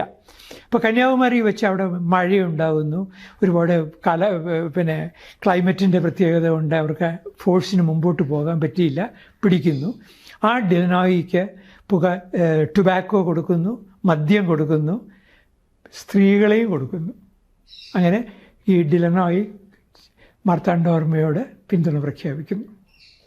ഓൾറെഡി ട്രാവൻകൂർ സൈന്യത്തിൽ ഒരു ജർമ്മൻകാരനുണ്ട്. അദ്ദേഹം ഡച്ച് ഈസ്റ്റ് ഇന്ത്യ കമ്പനിയുടെ ഒരു ആർമി ഓഫീസറാണ്. അദ്ദേഹത്തിൻ്റെ പേര് ദ്യുവൻ ഷോട്ട് എന്നാണ്, ഓഗസ്റ്റ് ദ്യുവൻ ഷോട്ട്. ഓഗസ്റ്റ് ദ്യുവൻ ഷോട്ടിന് ഇവരൊക്കെ കത്തോലിക്കരാണ്. അപ്പോൾ ഈ ഡച്ച് ഈസ്റ്റ് ഇന്ത്യ കമ്പനിയിലെ ഈ ഗവർണർമാരെല്ലാം പ്രൊട്ടസ്റ്റൻറ്റുകാരാണ്. അപ്പോൾ ഈ പ്രൊട്ടസ്റ്റൻറ്റുകാരും കത്തോലിക്കരും തമ്മിൽ അവിടെ ഒരു ക്ലാഷ് ഉണ്ട്. കത്തോലിക്കർക്ക് പ്രൊമോഷൻ കൊടുക്കുകയില്ല. മാർത്താണ്ഡവർമ്മയ്ക്ക് ഈ പോളിറ്റിക്സൊക്കെ അറിയാം. മാർത്താണ്ഡവർമ്മ കത്തോലിക്കരെ മാത്രമേ അക്സെപ്റ്റ് ചെയ്യുള്ളൂ, പ്രൊട്ടസ്റ്റൻറ്റുകാരെ അക്സെപ്റ്റ് ചെയ്യില്ല. മാർത്താണ്ഡവർമ്മയെ അതിന് സഹായിക്കാനായിട്ട് ഇവിടെ ജെസ്യൂട്ട്സ് ഉണ്ട്. ജെസ്യൂട്ട്സ് പ്രീസ്റ്റുകളെ മാർത്താണ്ഡവർമ്മ അതിന് നിർത്തിയിട്ടുണ്ട്. അവരുടെ സഹായത്തോടു കൂടി ഈ അഗസ്റ്റ ദ്യുവൻ ഷോട്ടിനെയും ഈ ഡിലനോയിയെയും പിടിച്ചിട്ട് ഇവരോട് സറണ്ടർ ചെയ്യാനായിട്ട് ആവശ്യപ്പെട്ടു. ആരോട്? കുളച്ചലിലെ സോൾജിയേഴ്സിനോട്. നിങ്ങൾ സറണ്ടർ ചെയ്താൽ ഞാൻ ഉറപ്പ് തരുന്നു നിങ്ങളെ കൊല്ലുകയില്ല, ഞങ്ങൾക്ക് ഇതാ ഇവിടെ സർവ്വസ്വാതന്ത്ര്യവും തന്നിട്ടുണ്ട്. അവർ സറണ്ടർ ചെയ്തു. ഇത് എന്തുകൊണ്ടായിരിക്കും ഇന്ത്യയുടെ ചരിത്രത്തിൽ കുളച്ചൽ യുദ്ധം വളരെ കുറച്ച് മാത്രം പരാമർശിക്കപ്പെട്ടു പോയത്? കുറച്ച് മാത്രം പരാമർശിക്കപ്പെട്ടു പോകാൻ കാരണം നമ്മൾ തന്നെയാണ്. നമ്മുടെ ഹിസ്റ്റോറിയൻസ് തന്നെ അത് വേണ്ടതുപോലെ എഴുതിയില്ല. ഈ പറയുന്ന ട്രാവൻകൂർ ഹിസ്റ്ററിയിൽ തന്നെ കുളച്ചൽ യുദ്ധത്തെ പറ്റി എത്രയോ കുറച്ചാണ് പരാമർശിച്ചിരിക്കുന്നത്. അതിൻ്റെ മൈന്യൂട്ട് ഡീറ്റെയിൽസ് കഥകളുണ്ടായിട്ടുണ്ട്. NP ചെല്ലപ്പൻ നായരുടെ കഥയുണ്ട് കുളച്ചൽ യുദ്ധം എന്ന് പറഞ്ഞിട്ട്, അല്ലെങ്കിൽ പല ലേഖനങ്ങളും വന്നിരിക്കും, എല്ലാം മലയാളത്തിലൊക്കെയാണ്. അന്ന് പക്ഷേ ഒരു കാര്യമുണ്ട്, ഇംഗ്ലീഷുകാർ ഇതിന് വലിയ പ്രാധാന്യം കൊടുത്തിരുന്നു. കാരണം ഇംഗ്ലീഷുകാരുടെ ശത്രുക്കളാണ് ഡച്ചുകാർ. അവരാണ് പരാജയപ്പെട്ടത്. അവർ പരാജയപ്പെട്ടത് കൊണ്ട് ഇംഗ്ലീഷുകാരും നല്ല പബ്ലിസിറ്റി കൊടുത്തു, ഫ്രഞ്ചുകാരും കൊടുത്തു. അപ്പോൾ നമുക്ക് ഫ്രഞ്ച് സോഴ്സസ് ഉണ്ട്, ഇംഗ്ലീഷ് സോഴ്സസ് ഉണ്ട്. കാര്യമായി ആരായിരുന്നു നമ്മുടെ ഈ ഹിസ്റ്റോറിയൻസിൽ എന്ന് പറഞ്ഞാൽ ഈ കേരള ചരിത്രം ആദ്യമായിട്ട് വെസ്റ്റേൺ പാശ്ചാത്യ ലോകത്തെ പരിചയപ്പെടുത്തിയത് KM പണിക്കരാണ്. അതിനുവേണ്ടി KP പത്മനാഭമേനോനുണ്ട്. പക്ഷെ പത്മനാഭമേനോൻ്റെ പുസ്തകങ്ങൾ അങ്ങനെ ലോകമെമ്പാടും പ്രചരിച്ചില്ല. പക്ഷേ KM പണിക്കരുടെ പുസ്തകങ്ങൾ പ്രചരിച്ചു. അദ്ദേഹം വേണ്ടത് പ്രാധാന്യം കൊടുത്തില്ല കുളച്ചൽ വാറിനെ പറ്റി. KP പത്മനാഭമേനോനും വേണ്ടത്ര കൊടുക്കുന്നില്ല. അതുകൊണ്ടാവണം. സാറിപ്പം പറഞ്ഞതിൽ ഈ സെലക്ഷൻ പ്രോസസ്സിൽ, അതായത് ഒരു രാജാവിനെ എടുക്കുന്നതിലോ അല്ലെ ഒരു അനുയോജ്യനായ ഒരു പ്രിൻസസിനെ എടുക്കുന്നതിലോ ബ്രിട്ടീഷ് കാലത്ത് ബ്രിട്ടീഷുകാർക്ക് വളരെയധികം ഒരു സ്വാധീനമുള്ളതായിട്ട് പറയുന്നുണ്ട്. ശരിയാണ്. അപ്പം അത് തിരുവിതാംകൂർ അത് ശരിയാണ്. പറയും പോർട്ടുഗീസുകാരുടെ കാലത്ത് അവർക്ക് സ്വാധീനം ഉണ്ടായിരുന്നു. അപ്പോൾ വാസ്തവത്തിൽ ഒരു ചരിത്രകാരനായ ശിവശങ്കരൻ നായർ പറഞ്ഞതുപോലെ ഈ കച്ചവടം കൊണ്ട് നമ്മൾ നശിക്കുകയാണ് ചെയ്തത്. നമുക്ക് കച്ചവടം ചെയ്യാൻ അറിഞ്ഞുകൂടാ. നമ്മുടെ ഈ കുരുമുളക് എന്ന് പറയുന്നതിന് ഒരു ക്വിൻ്റൽ കുരുമുളക് 500 കിലോ 500 പൗണ്ട് കുരുമുളകിന് ഇവിടെ നമുക്ക് കിട്ടുന്ന പരമാവധി വിലയെന്ന് പറയുന്നത് 46 രൂപ തൊട്ട് 55 രൂപ വരെയാണ്. പക്ഷേ ഈ കുരുമുളകിന് യൂറോപ്പിലെ മാർക്കറ്റിലെത്തുമ്പോൾ അന്നത്തെ വിലയെന്ന് പറയുന്നത് അതിൻ്റെ ഏകദേശം 8 ഇരട്ടിയാണ്. എന്തുകൊണ്ട് നമ്മൾ ഈ കുരുമുളക് അവിടെ ഒരു കപ്പൽ നമുക്കുമുണ്ട്, നമുക്ക് എന്തുകൊണ്ട് ഇത് വിൽക്കാൻ യൂറോപ്പിലേക്ക് പോകാൻ സാധിച്ചില്ല, യൂറോപ്യൻ മാർക്കറ്റിലേക്ക്? അവർ വരുന്നു, വാങ്ങിക്കുന്നു, അവർ തീരുമാനിക്കുന്ന വിലയ്ക്ക് നമ്മൾ തൊഴുതു വാങ്ങിക്കുന്നു. അവിടെയും മാർത്താണ്ഡവർമ്മയാണ് ആദ്യമായിട്ട് ബാർഗെയിൻ ചെയ്യുന്നത്. മാർത്താണ്ഡവർമ്മ മാവേലിക്കരയിലെ ട്രീറ്റിയിൽ പ്രത്യേകം പറയുന്നുണ്ട്, കുരുമുളകിന് നിങ്ങൾ വില തന്നാൽ മാത്രം പോരാ, ഞങ്ങൾക്ക് ആയുധങ്ങളും തരണം. ഞങ്ങൾക്ക് അദ്ദേഹത്തിന് 55 രൂപ ഫിക്സ് ചെയ്യുന്നതിന് കാരണമുണ്ട്. അന്നൊരു തോക്കിൻ്റെ വില 55 രൂപയാണ്. അപ്പോൾ 1 ക്വിൻ്റൽ കുരുമുളക് കൊടുത്താൽ ഒരു തോക്കെങ്കിലും എൻ്റെ രാജ്യത്തിന് കിട്ടണം. ഇത് മാർത്താണ്ഡവർമ്മയാണ് ആ ഒരു ധൈര്യം കാണിക്കുന്നത്. അപ്പം ഈ കോലത്ത് നാട്ടിൽ നിന്ന് ഈ പറഞ്ഞതുപോലെ കോലത്തിരിമാരെ ഇവിടെ ദത്തെടുക്കുന്നതിന് ഉമയമ്മ റാണിയെ ഒരു പക്ഷേ ഇംഗ്ലീഷുകാർ പ്രേരിപ്പിച്ചിരിക്കാം. 5 തെങ്ങിലൊരു കോട്ട കെട്ടാനായിട്ട് ഇംഗ്ലീഷുകാർക്ക് അനുവാദം കൊടുക്കുന്നത് ഉമയമ്മ റാണി ആയിരിക്കും. അവർ എല്ലാ കാര്യങ്ങളിലും ഇടപെട്ടിരുന്നു, ഈ പറയുന്ന യൂറോപ്യൻ ശക്തികൾ. ശ്രീ തിരുവിതാംകൂറിൻ്റെ ചരിത്രം സാഹിത്യത്തിൽ കൊണ്ടുവന്നത് CV രാമയുടെ 3 പുസ്തകങ്ങളാണ്. ധർമ്മരാജയും രാമരാജ ബഹദൂർ, മാർത്താണ്ഡവർമ്മ. ഒരു ചരിത്രാഖ്യായിക എന്ന നിലയ്ക്ക് എത്രത്തോളം ചരിത്രത്തെ കൃത്യമായി പ്രതിഫലിപ്പിക്കുന്നുണ്ട് ഇവർ? ചരിത്രത്തെ വാസ്തവത്തിൽ അദ്ദേഹത്തിൻ്റെ ആദ്യ കൃതിയായ മാർത്താണ്ഡവർമ്മയിൽ പ്രതിഫലിപ്പിക്കുന്നേയില്ല. യഥാർത്ഥ ചരിത്രം പ്രതിഫലിപ്പിക്കുന്നില്ല. സുഭദ്രയുടെ ചരിത്രമാണോ അതോ? അല്ല, സുഭദ്ര അദ്ദേഹത്തിൻ്റെ സാങ്കല്പിക സൃഷ്ടിയാണ്. പക്ഷേ ഞാനത് സുഭദ്രയാണോ?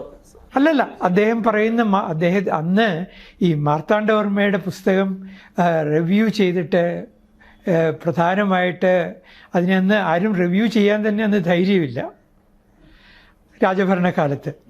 റിവ്യൂ ചെയ്യുന്നത് തിരുവിതാംകൂറിന് വെളിയിലാണ്. എന്ന് ആലോചിച്ച് നോക്കണം. അതായത് CP അച്യുതമേനോൻ അദ്ദേഹമാണ് റിവ്യൂ ചെയ്യുന്നത്. അദ്ദേഹം ഇംഗ്ലീഷിൽ എഴുതുമ്പോൾ CP അച്യുതമേനോൻ, മലയാളത്തിൽ എഴുതുമ്പോൾ CP അച്യുതമേനോൻ, ഇംഗ്ലീഷിൽ എഴുതുമ്പോൾ C അച്യുതമേനോൻ. അതൊരു തമാശ. ആ CP അച്യുതമേനോൻ അന്നത്തെ ഇതിലെഴുതി, അദ്ദേഹം ഒരു വരിയിലെഴുതി. നല്ല ഗംഭീരമായ നോവലാണ്.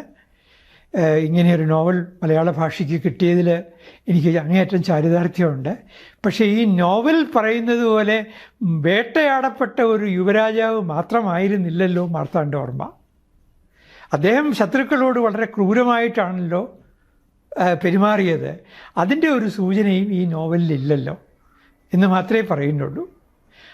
പിന്നെ ഒരാൾ നിരൂപണം നടത്തിയത് സ്വദേശാഭിമാനി രാമകൃഷ്ണപിള്ളയാണ്. സ്വദേശാഭിമാനി രാമകൃഷ്ണപിള്ള പറഞ്ഞു, ഈ നെയ്യാറ്റിൻകരയിലെ പ്ലാവിൻ്റെ പൊത്തിനകത്ത് ഒളിച്ചിരുന്നു എന്ന് പറയുന്നത് ഒരു കള്ളക്കഥയാണ്.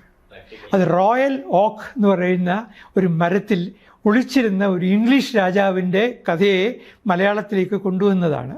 ഈ കാരണവും അദ്ദേഹം പറയുന്നുണ്ട്. നെയ്യാറ്റിൻകര അന്ന് മാർത്താണ്ഡവർമ്മയുടെ കൊട്ടാരമുണ്ട്. ഈ മാർത്താണ്ഡവർമ്മ നോവലിൽ പറയുന്നത് പോലെ വിജനമായ സ്ഥലമല്ല. നെയ്യാറ്റിൻകര ഒരു കാടല്ല. ആ നെയ്യാറ്റിൻകര ക്ഷേത്രത്തിൻ്റെ വലത്തുവശത്തുള്ള കൊട്ടാരം എന്ന് പറയുന്നത് അന്നുകൊണ്ട്, ആ കൊട്ടാരം അന്നുള്ളത് കൊണ്ട് നോവൽ പറയുന്നത് ശരിയല്ല. എന്നാൽ രാമരാജ ബഹദൂർ എഴുതുമ്പോഴേക്കും ധർമ്മരാജ എഴുതുമ്പോഴേക്കും CVക്ക് തന്നെ ഒരു ചരിത്ര ബോധമുണ്ടായി. അദ്ദേഹം ഒരിക്കലും ഒരു ട്രൂ ഹിസ്റ്ററി അല്ല പകർത്തുന്നത്. പക്ഷെ അദ്ദേഹം ഫിലോസഫി ഓഫ് ഹിസ്റ്ററിയാണ് നമ്മൾ ധർമ്മരാജയിലും കാണുന്നത്, അതുപോലെ രാമരാജ ബഹദൂറിലും കാണുന്നത്. തിരുവിതാംകൂർ രാജവംശം ഒരു ബാക്കി റോയൽ ഫാമിലീസിനെ കമ്പയർ ചെയ്യുമ്പോൾ ഒരുപാട് പ്രോഗ്രസീവ് ആയിട്ടുള്ള ഒരുപാട് മെഷേഴ്സ് എടുത്തിട്ടുള്ളൊരു ഫാമിലി ആയിട്ട് നമുക്ക് തോന്നാറുണ്ട്. അതിൻ്റെ റീസൺസ് എന്തൊക്കെയാണ്? അതിൻ്റെ റീസൺസ് ഇപ്പോൾ നമ്മൾ ഇങ്ങോട്ട് വരുമ്പോൾ തന്നെ ഒരു മാർത്താണ്ഡവർമ്മ തന്നെ ഒരു വിദേശ ശക്തിയുടെ മുമ്പിൽ മുട്ടുമടക്കാത്ത ഒരു രാജാവാണ്. നമ്മൾ ആ പ്രാധാന്യം മാർത്താണ്ഡവർമ്മയ്ക്ക് കൊടുക്കണം. ഞാൻ പക്ഷേ ഒരു കാര്യം കൂടി പറയും. ഈ മാർത്താണ്ഡവർമ്മയ്ക്ക് ഒരു പ്രതിമ തിരുവനന്തപുരത്ത് എവിടെയെങ്കിലും നിങ്ങൾ കാണിച്ചു തരുമോ? അദ്ദേഹത്തെ സംസ്കരിച്ച 6 അടി മണ്ണ് ഒരു ഫ്ലാറ്റിന് വിൽക്കാൻ കൊടുത്തു. തായില്ലം എന്ന് പറയുന്ന അത് ഇവിടുന്ന് പത്മനാഭസ്വാമി ക്ഷേത്രത്തിൽ നിന്ന് പാൽക്കുളങ്ങരയിലേക്ക് പോകുന്ന വഴിയിൽ പള്ളി അടക്കമുക്ക് എന്ന് പറയുന്ന ഒരു സ്ഥലമുണ്ട്. ഇപ്പോൾ ആർക്കും അറിഞ്ഞുകൂടാ. അവിടെയാണ് അദ്ദേഹത്തെ സംസ്കരിച്ചത്. ആ സംസ്കരിച്ച സ്ഥലത്ത് അവർ രാജകുടുംബം ഞാൻ പോയി വിൽക്കരുതേ എന്ന് പറഞ്ഞ ആളാണ്. ഞാൻ വളരെ ചില tourism promotion council was willing to take the whole acquire the land. ഞാനപ്പോൾ അതിൻ്റെ ഒരു മെസ്സേജുമായിട്ട് പോയി, വിൽക്കരുതെന്ന് പറഞ്ഞു. അപ്പോൾ അവർ പറഞ്ഞു ഞങ്ങളൊരു വാക്ക് പറഞ്ഞു എന്ന് പറഞ്ഞു വിൽക്കാനായിട്ട്. ഞാനൊരു വാക്ക് കൊടുത്തു പോയി എന്ന് പറഞ്ഞു. പി മാധവൻ തമ്പിക്കാണ്. പക്ഷെ മാധവൻ തമ്പി അത് അപ്പം തന്നെ മറിച്ച് വിറ്റു. മാധവൻ തമ്പി ഇടയ്ക്ക് നിന്നയാളെന്നേ ഉള്ളൂ. അതാണ് ഈ തായില്യം ഗ്രൂപ്പുകാർ വാങ്ങിച്ചു. തീർന്നില്ല, സ്വാതി തിരുനാളിനെ സംസ്കരിച്ചത് അവിടെയാണ്, ഈ പറയുന്ന അതേ പ്ലോട്ടിൽ. സ്വാതി തിരുനാളിൻ്റെ അമ്മ റാണി ലക്ഷ്മിബായിയെ സംസ്കരിച്ചത് അതിൻ്റെ ഓപ്പോസിറ്റ് പ്ലോട്ടിലാണ്. റാണി പാർവതിബായിയെ സംസ്കരിച്ചത് അതിൻ്റെ ഓപ്പോസിറ്റ് പ്ലോട്ടിലാണ്. ഈ 2 പ്ലോട്ടും വിറ്റു. എവിടെയാണ് അവിടെ ഇപ്പം? പിന്നെ ഇപ്പോൾ ഞാൻ കാണിച്ചു തരാം. നിങ്ങളവിടെ ഈ പറയുന്ന പത്മനാഭസ്വാമി ക്ഷേത്രത്തിൻ്റെ വടക്ക് പടിഞ്ഞാറേ മൂലയിൽ നിന്ന് സ്ട്രെയിറ്റായിട്ട് പാൽക്കുളങ്ങരയിലേക്ക് പോകുമ്പോൾ നെക്സ്റ്റ് ജംഗ്ഷൻ എല്ലാവരും പറയും പള്ളി അടക്ക് മുക്ക്. അവിടെ ഈ അവിടെയും ഒരു വലിയ ഫ്ലാറ്റ് കാണും, ഇവിടെയും ഒരു വലിയ വീട് കാണും. ഫ്ലാറ്റ് വന്നു കഴിഞ്ഞു. അങ്ങനെയാണ്. പള്ളി അടക്കം മുക്ക് എന്ന് പറഞ്ഞാൽ പള്ളി രാജാക്കന്മാരെ സംസ്കരിക്കുന്ന സ്ഥലം. മൂലം തിരുനാൾ രാമവർമ്മ ഉൾപ്പെടെയുള്ള ആളുകൾ. ആ മാർത്താണ്ഡവർമ്മയ്ക്ക് ഒരു പ്രതിമ ഇവിടെയില്ല. നേരെ മറിച്ച് ഔട്ട് ഓഫ് പ്രൊപ്പോർഷനായിട്ട് ചിത്തിര തിരുനാളിന് 8 പ്രതിമകൾ. അദ്ദേഹം വലിയ ആളാണ്, പക്ഷെ അദ്ദേഹത്തിന് 8 പ്രതിമയൊന്നും വേണ്ടായിരുന്നു. അതിന്റെ പുറകെ പിന്നെ എപ്പോഴും ക്രിട്ടിക് ആകുന്നത്, ഭയങ്കര ക്രിട്ടിക്കലായിട്ട് ഉള്ളൊരു ക്യാരക്ടറായിട്ട് വന്നതാണ് അമ്മ മഹാറാണി. അതിന് പുറകെ അമ്മ മഹാറാണിയുടെ ഒരു കൈ ഉണ്ടെന്നാണ്. അമ്മ മഹാറാണിക്ക് മാർത്താണ്ഡവർമ്മയുടെ ഫാമിലിയെ അല്ല ഇവരും കോലത്തുനാട്ടിലെ ഒരു ബ്രാഞ്ചാണ്.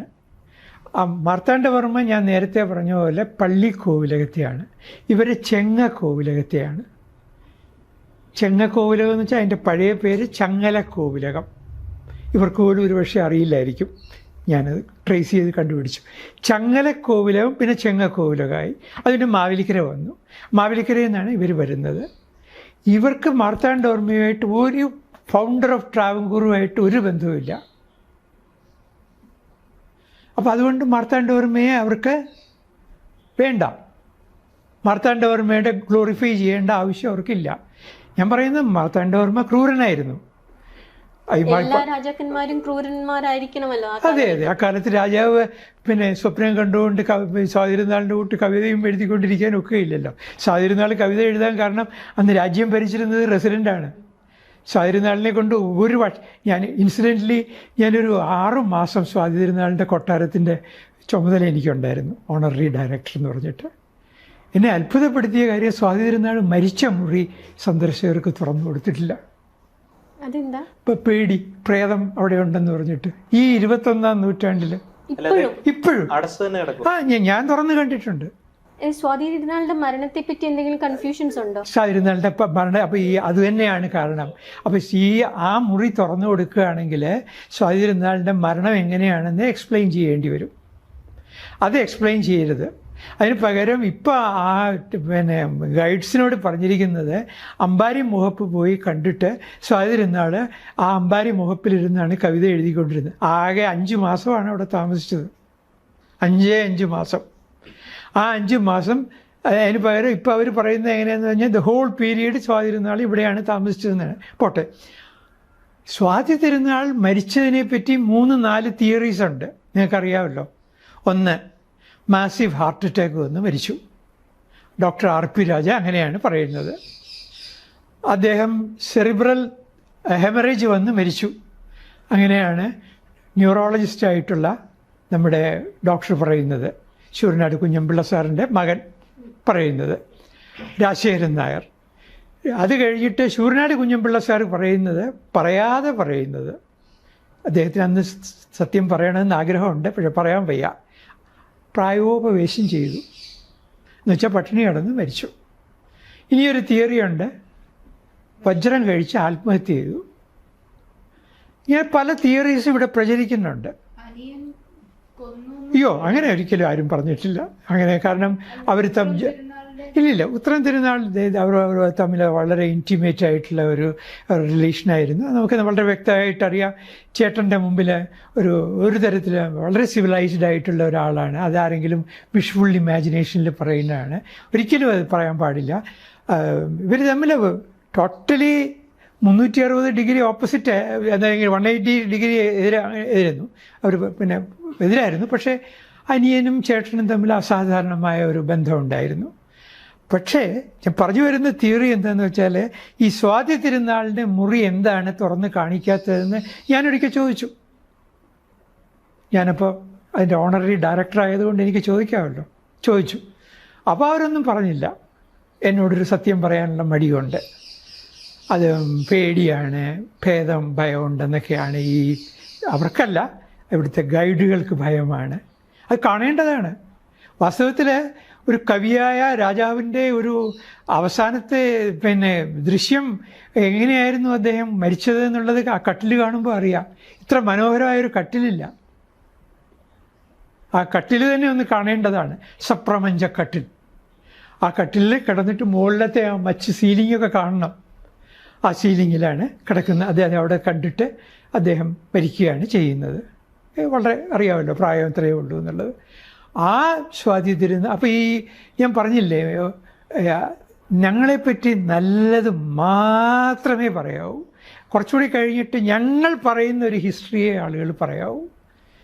അത് വളരെ വളരെ ബോധപൂർവമായിട്ട് കഴിഞ്ഞ മുൻപുള്ള ഈ ചിത്ര തിരുനാളിൻ്റെ അമ്മയുടെ കാലത്തും അങ്ങനെയായിരുന്നു, ഈ 21-ാം നൂറ്റാണ്ടിലും അങ്ങനെയായിരുന്നു. അതുകൊണ്ട് എന്ത് പറ്റി? ഈ യഥാർത്ഥ ചരിത്രം, ഈ അരമന രഹസ്യം അങ്ങാടിപ്പാട്ടാണ്. ആളുകൾ എന്ത് ചെയ്യും? ഇല്ലാത്ത ചരിത്രവും കൂടി എഗനിസ്റ്റായിട്ട് ഉണ്ടാക്കി പറയും.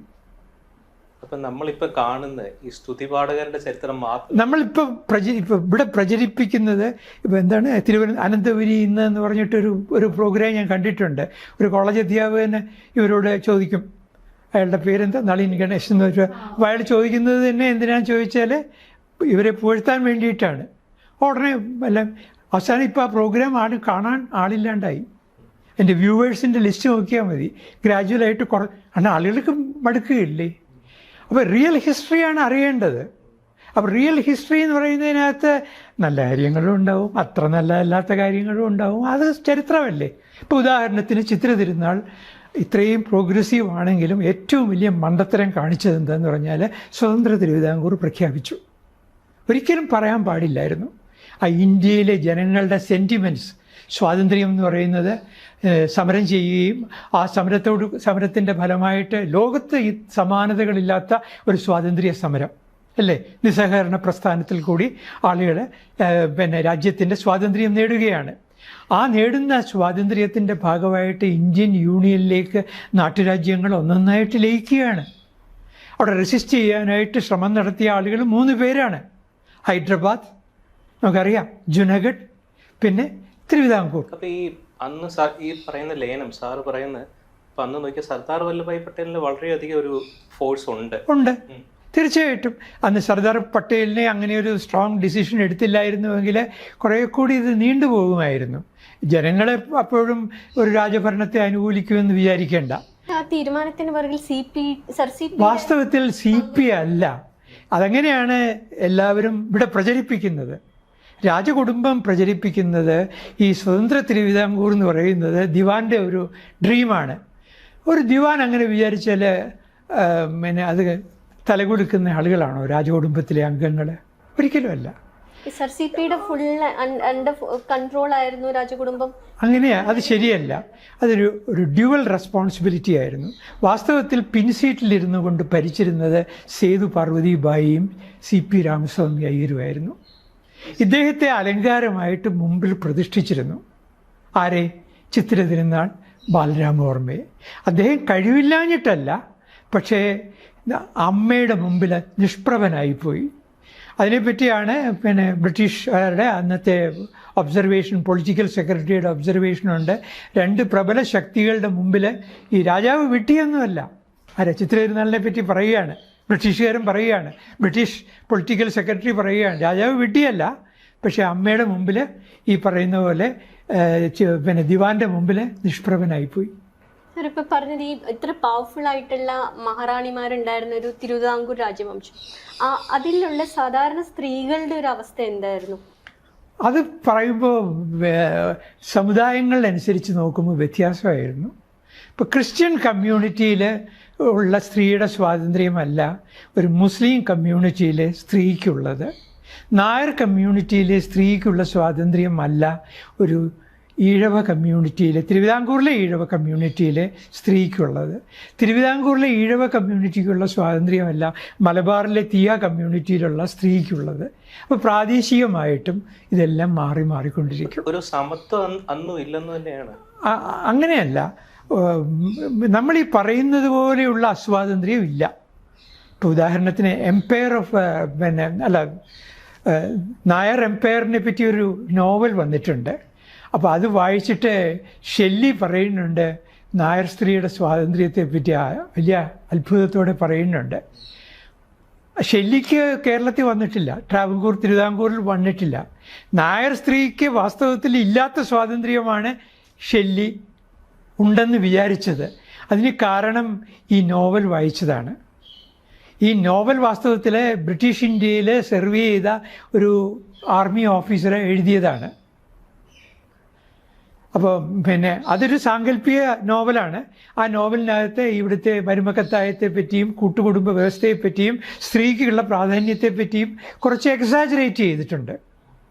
അപ്പോൾ ഇവിടെ ഈ പറഞ്ഞതുപോലെ ഒരു തിരുവിതാംകൂർ രാജകുടുംബത്തിൽ അമ്മയ്ക്ക്, റാണിക്ക് വലിയ പ്രാധാന്യം ഉണ്ടായിരുന്നു, സ്വതവേ ഉണ്ടായിരുന്നു. പക്ഷേ ഇവിടെ ഈ സേതു പാർവതിബായി എന്ന അമ്മ മഹാറാണി, വാസ്തവത്തിൽ അവരുടെ ഒഫീഷ്യൽ ഡെസിഗ്നേഷൻ ജൂനിയർ റാണി എന്നാണ്. അതുതന്നെ അവർ സൗകര്യപൂർവ്വം മായ്ച്ചു കളഞ്ഞു. ആ ഡെസിഗ്നേഷൻ മായ്ച്ചിട്ട് അവർ തന്നെ പ്രചരിപ്പിച്ചു എന്താണ് അമ്മ മഹാറാണി. അപ്പോൾ സ്വതന്ത്ര തിരുവിതാംകൂർ പ്രഖ്യാപിക്കുന്നു.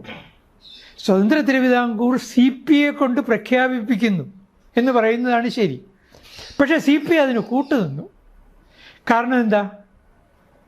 നിങ്ങൾക്കറിഞ്ഞുകൂടാ, എനിക്ക് ഒരുപാട് കാര്യങ്ങൾ ഞാൻ കളക്ട് ചെയ്തിട്ടുണ്ട്, രേഖകൾ. എൻ്റെ ചിത്ര തിരുനാളിനെ പറ്റിയുള്ള ജീവചരിത്രത്തിൽ അത് പറയാനായി മാറ്റി വച്ചിരിക്കുകയാണ്. അമേരിക്കയിൽ നിന്ന്, യുണൈറ്റഡ് സ്റ്റേറ്റ്സിൽ നിന്ന് ആയുധം വാങ്ങിക്കാനായിട്ട് ചർച്ചകൾ നടത്തിയിരുന്നു. അപ്പോൾ ആയുധങ്ങൾ വാങ്ങിക്കുകയാണെങ്കിൽ കമ്മീഷന് കിട്ടും. ആ കമ്മീഷൻ CP രാമസ്വാമി അയ്യർക്ക് താല്പര്യമുണ്ടായിരുന്നു. പുന്നപ്ര വയലാറിന് എവിടെ നിന്നാണ് മെഷീൻ ഗണ്ണുകൾ ഇറക്കുമതി ചെയ്തത്? നമ്മൾ ആലോചിച്ച് നോക്കുക. അമേരിക്കയിൽ നിന്ന്. അമേരിക്കയിലെ ഗൺ ഡീലറിൽ നിന്നാണ് ഈ പുന്നപ്ര വയലാർ ആക്ഷന് വേണ്ടിയിട്ടുള്ള മെഷീൻ ഗണ്ണ് വാങ്ങിച്ചത്. അതിന് കമ്മീഷൻ കിട്ടി. അതുപോലെ തന്നെ എയർക്രാഫ്റ്റ് വാങ്ങിക്കാനും അതുപോലെ തന്നെ ആയുധങ്ങൾ വാങ്ങിക്കാനും ഗൗരവമായ ചർച്ച നടന്നിരുന്നു. കവടിയാർ കൊട്ടാരത്തിൽ വെച്ചാണ് ആ ചർച്ചകൾ നടന്നത്. ആ ചർച്ചയിൽ പങ്കെടുത്ത ആളിൽ നിന്ന് നേരിട്ട് ഞാൻ എഴുതി വാങ്ങിച്ചിട്ടുണ്ട്. പക്ഷേ ഞാനിപ്പോൾ അദ്ദേഹത്തിൻ്റെ പേര് പറയുന്നില്ല. അദ്ദേഹം വഹിച്ച പങ്കിനെ പറ്റി, അദ്ദേഹം വഹിച്ച ഒരു പദവി വഹിച്ചിരുന്ന ആളാണ്, അത് ഞാൻ പറയുന്നില്ല. എന്ന് മാത്രമല്ല, ആലുവ കൊട്ടാരത്തിലേക്ക് പട്ടാളത്തെ അയച്ചു. ആർക്കെങ്കിലും അറിയാമോ? ആലുവ പാലസിലേക്ക് ട്രാവൻകൂർ ഫോഴ്സിനെ അയക്കുകയാണ്. എന്തിനാണെന്നറിയോ? ഇന്ത്യൻ എയർഫോഴ്സ് കൊച്ചിയിൽ വരും. കൊച്ചി അന്ന് 1947 അവിടെ കൊച്ചി എയർപോർട്ട് എന്ന് പറയുന്നത് ബ്രിട്ടീഷുകാരുടെ ആയിരുന്നു. അപ്പോൾ 47 ഓഗസ്റ്റിൽ തന്നെ കൊച്ചി ഇന്ത്യൻ യൂണിയന് കിട്ടിക്കഴിഞ്ഞു. അതേസമയത്ത് കൊച്ചിയുടെ ബാക്കി പ്രദേശങ്ങൾ 48 കിട്ടുന്നത്. ഇത് 47 ഓഗസ്റ്റിൽ തന്നെ കൊച്ചി എയർപോർട്ട് കിട്ടിക്കഴിഞ്ഞു. ഈ എയർപോർട്ടിലേക്കായിരിക്കും ഇന്ത്യൻ എയർഫോഴ്സ് വരുന്നത്. അപ്പോൾ ഇന്ത്യൻ എയർഫോഴ്സ് വരികയാണെങ്കിൽ പുന്നപ്ര വയലാർ വഴി മാർച്ച് ചെയ്യുമ്പോൾ അവിടെയുള്ള കമ്മ്യൂണിസ്റ്റുകാരെ, റവല്യൂഷണറീസിനെ അല്ലെങ്കിൽ റവല്യൂഷണറീസിനെ അനുകൂലിക്കുന്ന ആളുകളെ ആർമിയെ വെൽക്കം ചെയ്യും. അപ്പോൾ അതിനെ കൗണ്ടർ ചെയ്യാൻ വേണ്ടിയിട്ട് ആലുവയിലാണ് ഫോഴ്സിനെ നിർത്തിയത്. എന്നിട്ട് ഒന്നും ഉണ്ടായില്ല. CP പറഞ്ഞു ഇനി കളിക്കരുതെന്ന് വാൺ ചെയ്തു. തീ കൊണ്ട് കളിക്കരുത് എന്ന് CP വാൺ ചെയ്തു. രാജകുടുംബത്തെ. CP തന്നെയാണ് രാജകുടുംബത്തിന് താക്കീത് കൊടുക്കുന്നത്. ഇനി അതിനെപ്പറ്റിയും ഞാൻ ഒരാളിൽ നിന്ന് കൃത്യമായും മനസ്സിലാക്കിയിട്ടുണ്ട്, അത് പറയാം. CP കൂടെ ചേർന്നിട്ടല്ലേ ആദ്യം അങ്ങനെയാണ്. പക്ഷേ അവസാനം CP രാമസ്വാമി അയ്യരെ സർദാർ പട്ടേൽ ക്ഷണിച്ചിട്ട് പറഞ്ഞു, ആ സംഭവം ഞാൻ പറയാം. ഒരു ചരിത്ര പുസ്തകങ്ങളിലും പറയാത്തതാണ്, പക്ഷേ ഞാനത് റിവീൽ ചെയ്യാം. അതിനകത്ത് എങ്ങനെയാണെന്ന് വെച്ച് കഴിഞ്ഞാൽ CPI വിളിച്ചിട്ട് പറഞ്ഞു, അപ്പോൾ 2 കസേരകളിൽ 2 പേര് ഇരിപ്പുണ്ട്. ഒന്ന് ജൂനഗഡിലെ ദിവാൻ, മറ്റേത് ഹൈദരാബാദിലെ ദിവാൻ. 2 പേരെയും ഞാൻ ഇലക്ട്രിക്യൂട്ട് ചെയ്യാൻ പോവുകയാണ്. ചുമ്മാതായിരിക്കാം, ഭീഷണിപ്പെടുത്തിയതായിരിക്കാം. പക്ഷേ സർദാർ പട്ടേൽ CP രാമസ്വാമി അയ്യരോട് പറഞ്ഞത് ഇതാണ്: 3ാമത്തെ കസേര CP രാമസ്വാമി അയ്യർക്ക്. പക്ഷേ CP രാമസ്വാമി അയ്യരോട് അവിടെ ഇരിക്കാൻ പറയാൻ എനിക്ക് വിഷമമുണ്ട്. കാരണം ഇന്ത്യൻ നാഷണൽ കോൺഗ്രസിൻ്റെ മുതിർന്ന നേതാവായിരുന്നു. ഒരു കാലത്ത് സർദാർ പട്ടേലിനേക്കാൾ സീനിയർ ആയിട്ടുള്ള നേതാവായിരുന്നു CP രാമസ്വാമി അയ്യർ. അദ്ദേഹം ഹോം റൂളിന് വേണ്ടിയാണ് വാദിച്ചത്. ആനി ബെസൻറ്റിൻ്റെ കൂടെയാണ് നിന്നിരുന്നത്. പൂർണ്ണ സ്വരാജിന് വേണ്ടി ഗാന്ധി വാദിച്ചപ്പോഴാണ് കോൺഗ്രസുമായിട്ട് പിണങ്ങിയിട്ട് CP രാമസ്വാമി അയ്യരെ കോൺഗ്രസ് വിട്ടത്. അതുകൊണ്ട് CP രാമസ്വാമി അയ്യരോട് ആ കസേരയിൽ ഇരിക്കാൻ ഞാൻ മറ്റവർ 2 പേർക്കും സമയം കൊടുത്തിട്ടുണ്ട്. ഭീഷണിപ്പെടുത്തിയതായിരിക്കും. നോക്കിയപ്പോൾ ഈ CP രാമസ്വാമി അയ്യർ നോക്കിയപ്പോൾ 2 പേര് അവിടെ ഇരിപ്പുണ്ട്. ബൈ ഫോഴ്സിൽ അവരെ കൊണ്ട് സമ്മതിപ്പിക്കുമെന്ന് പറഞ്ഞു. CP രാമസ്വാമി അയ്യർ വേഗം ഡൽഹിയിൽ നിന്ന് ഇവിടെ തിരുവനന്തപുരത്തേക്ക് ഫ്ലൈറ്റിലെത്തിയിട്ട് പറഞ്ഞു, ഇനി ഈ കളി നമുക്ക് നിർത്താം എന്ന് പറയുന്നു. അങ്ങനെയാണ് ഭീഷണിപ്പെടുത്തി തന്നെയാണ് അക്സഷനിലേക്ക് ഈ കാര്യങ്ങൾ വന്നെത്തിയത്. അതിനിടയ്ക്ക് അസാസിനേഷൻ അറ്റംപ്റ്റ്, CPയെ കൊല്ലാനുള്ള ശ്രമം നടക്കുകയാണ്, അറിയാമല്ലോ. ആ സമയത്ത് ലൈറ്റ് അണയുകയാണ്. ഇന്നും ഈ ലൈറ്റ് അണഞ്ഞത് എങ്ങനെയാണെന്നുള്ളത് ഒരു ഹിസ്റ്റോറിയൻ്റെ പുസ്തകത്തിലും പറയുന്നില്ല. അതേസമയത്ത് K. ശിവശങ്കരൻ നായർ എന്ന് പറയുന്ന ഹിസ്റ്റോറിയൻ ഒരു തിയറിയുണ്ട്. അത് സർദാർ പട്ടേലിൻ്റെ ഇൻ്റർഫിയറൻസിലാണ് അത് ലൈറ്റ് അണഞ്ഞത്. അതായത് CP രാമസ്വാമി അയ്യരെ കൊല്ലുന്നെങ്കിൽ കൊന്നോട്ടെ എന്ന് പോലും വല്ലഭായ് പട്ടേൽ തീരുമാനിച്ചേക്കാം, അല്ലെങ്കിൽ വല്ലഭായ് പട്ടേലിന് വേണ്ടി തീരുമാനിച്ചേക്കാം, അറിഞ്ഞുകൂടാ. KCS മണി അങ്ങനെ ഒരു ബാക്ക്ഗ്രൗണ്ടിൽ KCS മണി തീർച്ചയായിട്ടും കണ്ടെത്തിയത് ശ്രീകണ്ഠൻ നായരാണ്, N. ശ്രീകണ്ഠൻ നായരാണ്. അന്ന് പക്ഷേ പോലീസ് ഡിപ്പാർട്ട്മെൻറ്റിന് ഈ CPയെ അസാസിനേറ്റ് ചെയ്യാനായിട്ട് ശ്രമിക്കുന്നവരെന്ന് പറഞ്ഞിട്ട് 3-4 ഫോട്ടോസ് അവർക്ക് കിട്ടിയിരുന്നു. അതിലൊന്നും KCS മണിയുടെ ഫോട്ടോ ഇല്ലായിരുന്നു. ഇല്ല എന്നാണ് എനിക്ക് കിട്ടിയ കൃത്യമായ വിവരം വെച്ച് പറയുകയാണ്. Which means you're telling us that Vallabhbhai Patel might have had a role in... അല്ലെങ്കിൽ അന്നത്തെ ഹോം ഡിപ്പാർട്ട്മെൻറ്റ്, ഞാൻ ഒന്നുകൂടി മൈൽഡാക്കുന്നു. വല്ലഭായ് പട്ടേൽ അല്ല, അന്നും ഈ റോയ്ക്കൊക്കെ പകരം ആഭ്യന്തര വകുപ്പ് വളരെ ശക്തമായിട്ടുണ്ടല്ലോ. ഒരു സീക്രട്ട് ഓപ്പറേഷൻ, ഞാൻ പറഞ്ഞില്ലേ, പ്ലാൻ ബി. പ്ലാൻ എ എന്ന് പറയുന്നത് നോർമൽ കേസിൽ അക്സഷനും എല്ലാം നടക്കുക. ഇനി അവസാനവും നടന്നില്ല. അവസാനവും പറഞ്ഞ പോലെ ചിത്ര തിരുനാൾ ബാലരാമവർമ്മ ശ്രീ പത്മനാഭനോട് അനുവാദം ചോദിക്കണമെന്ന് പറഞ്ഞു, അറിയാമല്ലോ. അപ്പോൾ VP മേനോൻ പറഞ്ഞു അതൊക്കെ ഞാൻ നേരത്തെ പത്മനാഭനെ കണ്ട് വാങ്ങിച്ചിട്ടുണ്ടെന്ന് പറഞ്ഞു, അറിയാമല്ലോ. വളരെ അപമര്യാദയായിട്ട് പെരുമാറി. ആരോട്?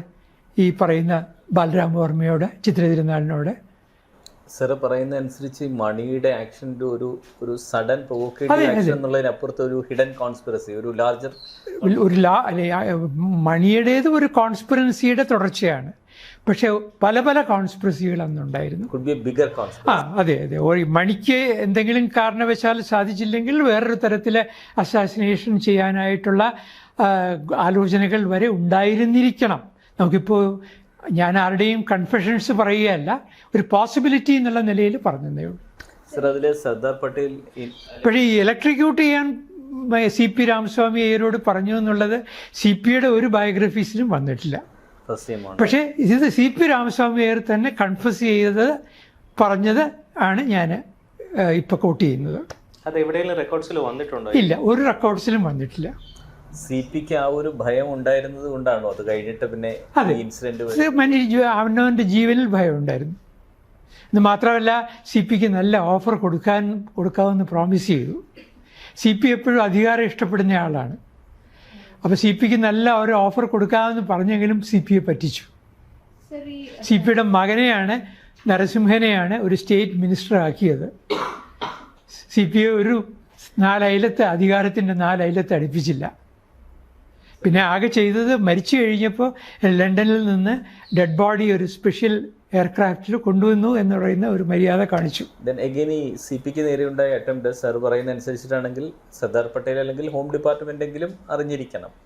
സർദാർ പട്ടേൽ അറിഞ്ഞിരിക്കണം എന്ന് തന്നെയാണല്ലോ നമ്മൾ സർദാർ പട്ടേൽ എന്ന് പറയുന്ന വ്യക്തി, അയൺ മാൻ എന്ന് പറയുന്ന വ്യക്തി, നമ്മൾ അങ്ങനെയല്ലേ രാജ്യത്തിന് വേണ്ടി, അല്ലാണ്ട് പിന്നെ അദ്ദേഹത്തിൻ്റെ എന്തെങ്കിലും പേഴ്സണൽ ഗെയിനിന് വേണ്ടിയിട്ടല്ല. അല്ല, ഇന്നത്തെ ഒരു രാഷ്ട്രീയ സ്ഥിതിയിൽ സർദാർ പട്ടേൽ ഒരു ഓവർആർച്ചിങ് ഫിഗർ ആയിരിക്കുമ്പോൾ പട്ടേലിനെതിരെ വരുന്ന ഒരു വലിയ അലിഗേഷൻ.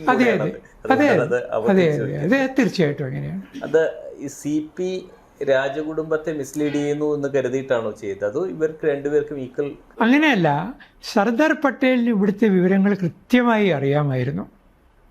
സർദാർ പട്ടേൽ CPയോട് ആവശ്യപ്പെട്ടത് താങ്കൾ ഉപദേശിക്കണം അവരെ, താങ്കൾ ഉപദേശിച്ചാൽ അവർ കേൾക്കും. ഇതായിരുന്നു പട്ടേലിൻ്റെ ധാരണ. സാർ, അതുപോലെ ഈ ചരിത്രത്തിൻ്റെ അകത്ത് സർദാർ പട്ടേൽ ഇന്റലിജൻസ് ഗ്യാതറിംഗിൽ വളരെ എക്സ്പേർട്ട് ആയിട്ട് പറയാം. അതെ, അന്ന് ഇവിടുന്ന് ഇന്റലിജൻസ് കൃത്യമായിട്ട് പോയിരുന്നു. അന്ന് ബ്രിട്ടീഷ് ഇന്റലിജൻസ് ഉണ്ടല്ലോ. ഈ ബ്രിട്ടീഷ് ഇന്റലിജൻസുകാരെല്ലാം ഉടൻ തന്നെ അവരുടെ ലോയൽറ്റീസ് മാറിയല്ലോ. അപ്പോൾ ആ ബ്രിട്ടീഷ് ഓഫീസേഴ്സ് തന്നെയാണ് ഈ സർദാർ പട്ടേലിന് ഇന്റലിജൻസ് കൈമാറിയിരുന്നത്. അപ്പൊ CP ഉപദേശിച്ചില്ല എന്നാണോ സാർ? അതെ, CP ഉപദേശിക്കുന്നില്ല. അദ്ദേഹത്തിന് അറിയാം, കൃത്യമായിട്ടറിയാം അമ്മ മഹാറാണിയെ. ഞാൻ ഇനി ഒരു കാര്യം കൂടി പറയാം, ഇതുവരെ വെളിപ്പെടുത്താത്ത മറ്റൊരു കാര്യം. സർദാർ വല്ലഭായ് പട്ടേലിൻ്റെ മരണസമയത്ത് ചിത്ര തിരുനാൾ ഫ്യൂണറലിന് പോയില്ല. ഫ്യൂണറലിന് പോകാത്തപ്പോൾ പകരം ഉത്രാടം തിരുനാൾ മാർത്താണ്ഡവർമ്മയെ അയച്ചു. ഉത്രാടം തിരുനാൾ മാർത്താണ്ഡവർമ്മ ഫ്യൂണറലിന് അറ്റൻഡ് ചെയ്തു. ഫ്യൂണറലിന് അറ്റൻഡ് ചെയ്ത് കഴിഞ്ഞപ്പോൾ മണി ബെൻ പട്ടേൽ ദേഷ്യപ്പെട്ടു. നിങ്ങളല്ല പറയേണ്ടത്, ചിത്ര തിരുനാൾ ബാലരാമവർമ്മയാണ് പറയേണ്ടത്. എന്നിട്ട് പകുതി ആത്മകഥമായിട്ട് പറഞ്ഞു, എൻ്റെ അച്ഛനില്ലായിരുന്നുവെങ്കിൽ നിങ്ങളുടെ ജ്യേഷ്ഠൻ ജയിലിൽ കിടക്കേണ്ട ആളായിരുന്നു എന്ന് പറഞ്ഞു. അതിൽ നിന്ന് കാര്യം മനസ്സിലായല്ലോ. പക്ഷേ ആരാണ് ഇവിടെ ഇടനില നിന്നതെന്നും കൂടി പറയാം. ചിത്ര തിരുനാളിനെ വാസ്തവത്തിലെ അക്സഷൻ നീട്ടിക്കൊണ്ടു പോവുകയായിരുന്നെങ്കിൽ ചിത്ര തിരുനാളിനെ അറസ്റ്റ് ചെയ്യുമായിരുന്നു, അല്ലെങ്കിൽ ഇവിടെ ഒരു കൂ ഉണ്ടാകുമായിരുന്നു. രണ്ടും സംഭവിക്കാം. ഹൈദരാബാദിൽ സംഭവിച്ചതുപോലെ ഒരു പോലീസ് ആക്ഷനും അവരാലോചിച്ചിരുന്നു. അവിടെ സംഭവിച്ചത് എന്താണെന്ന് പറഞ്ഞാൽ C രാജഗോപാലാചാരി മീഡിയേറ്ററായിട്ട് പോയി.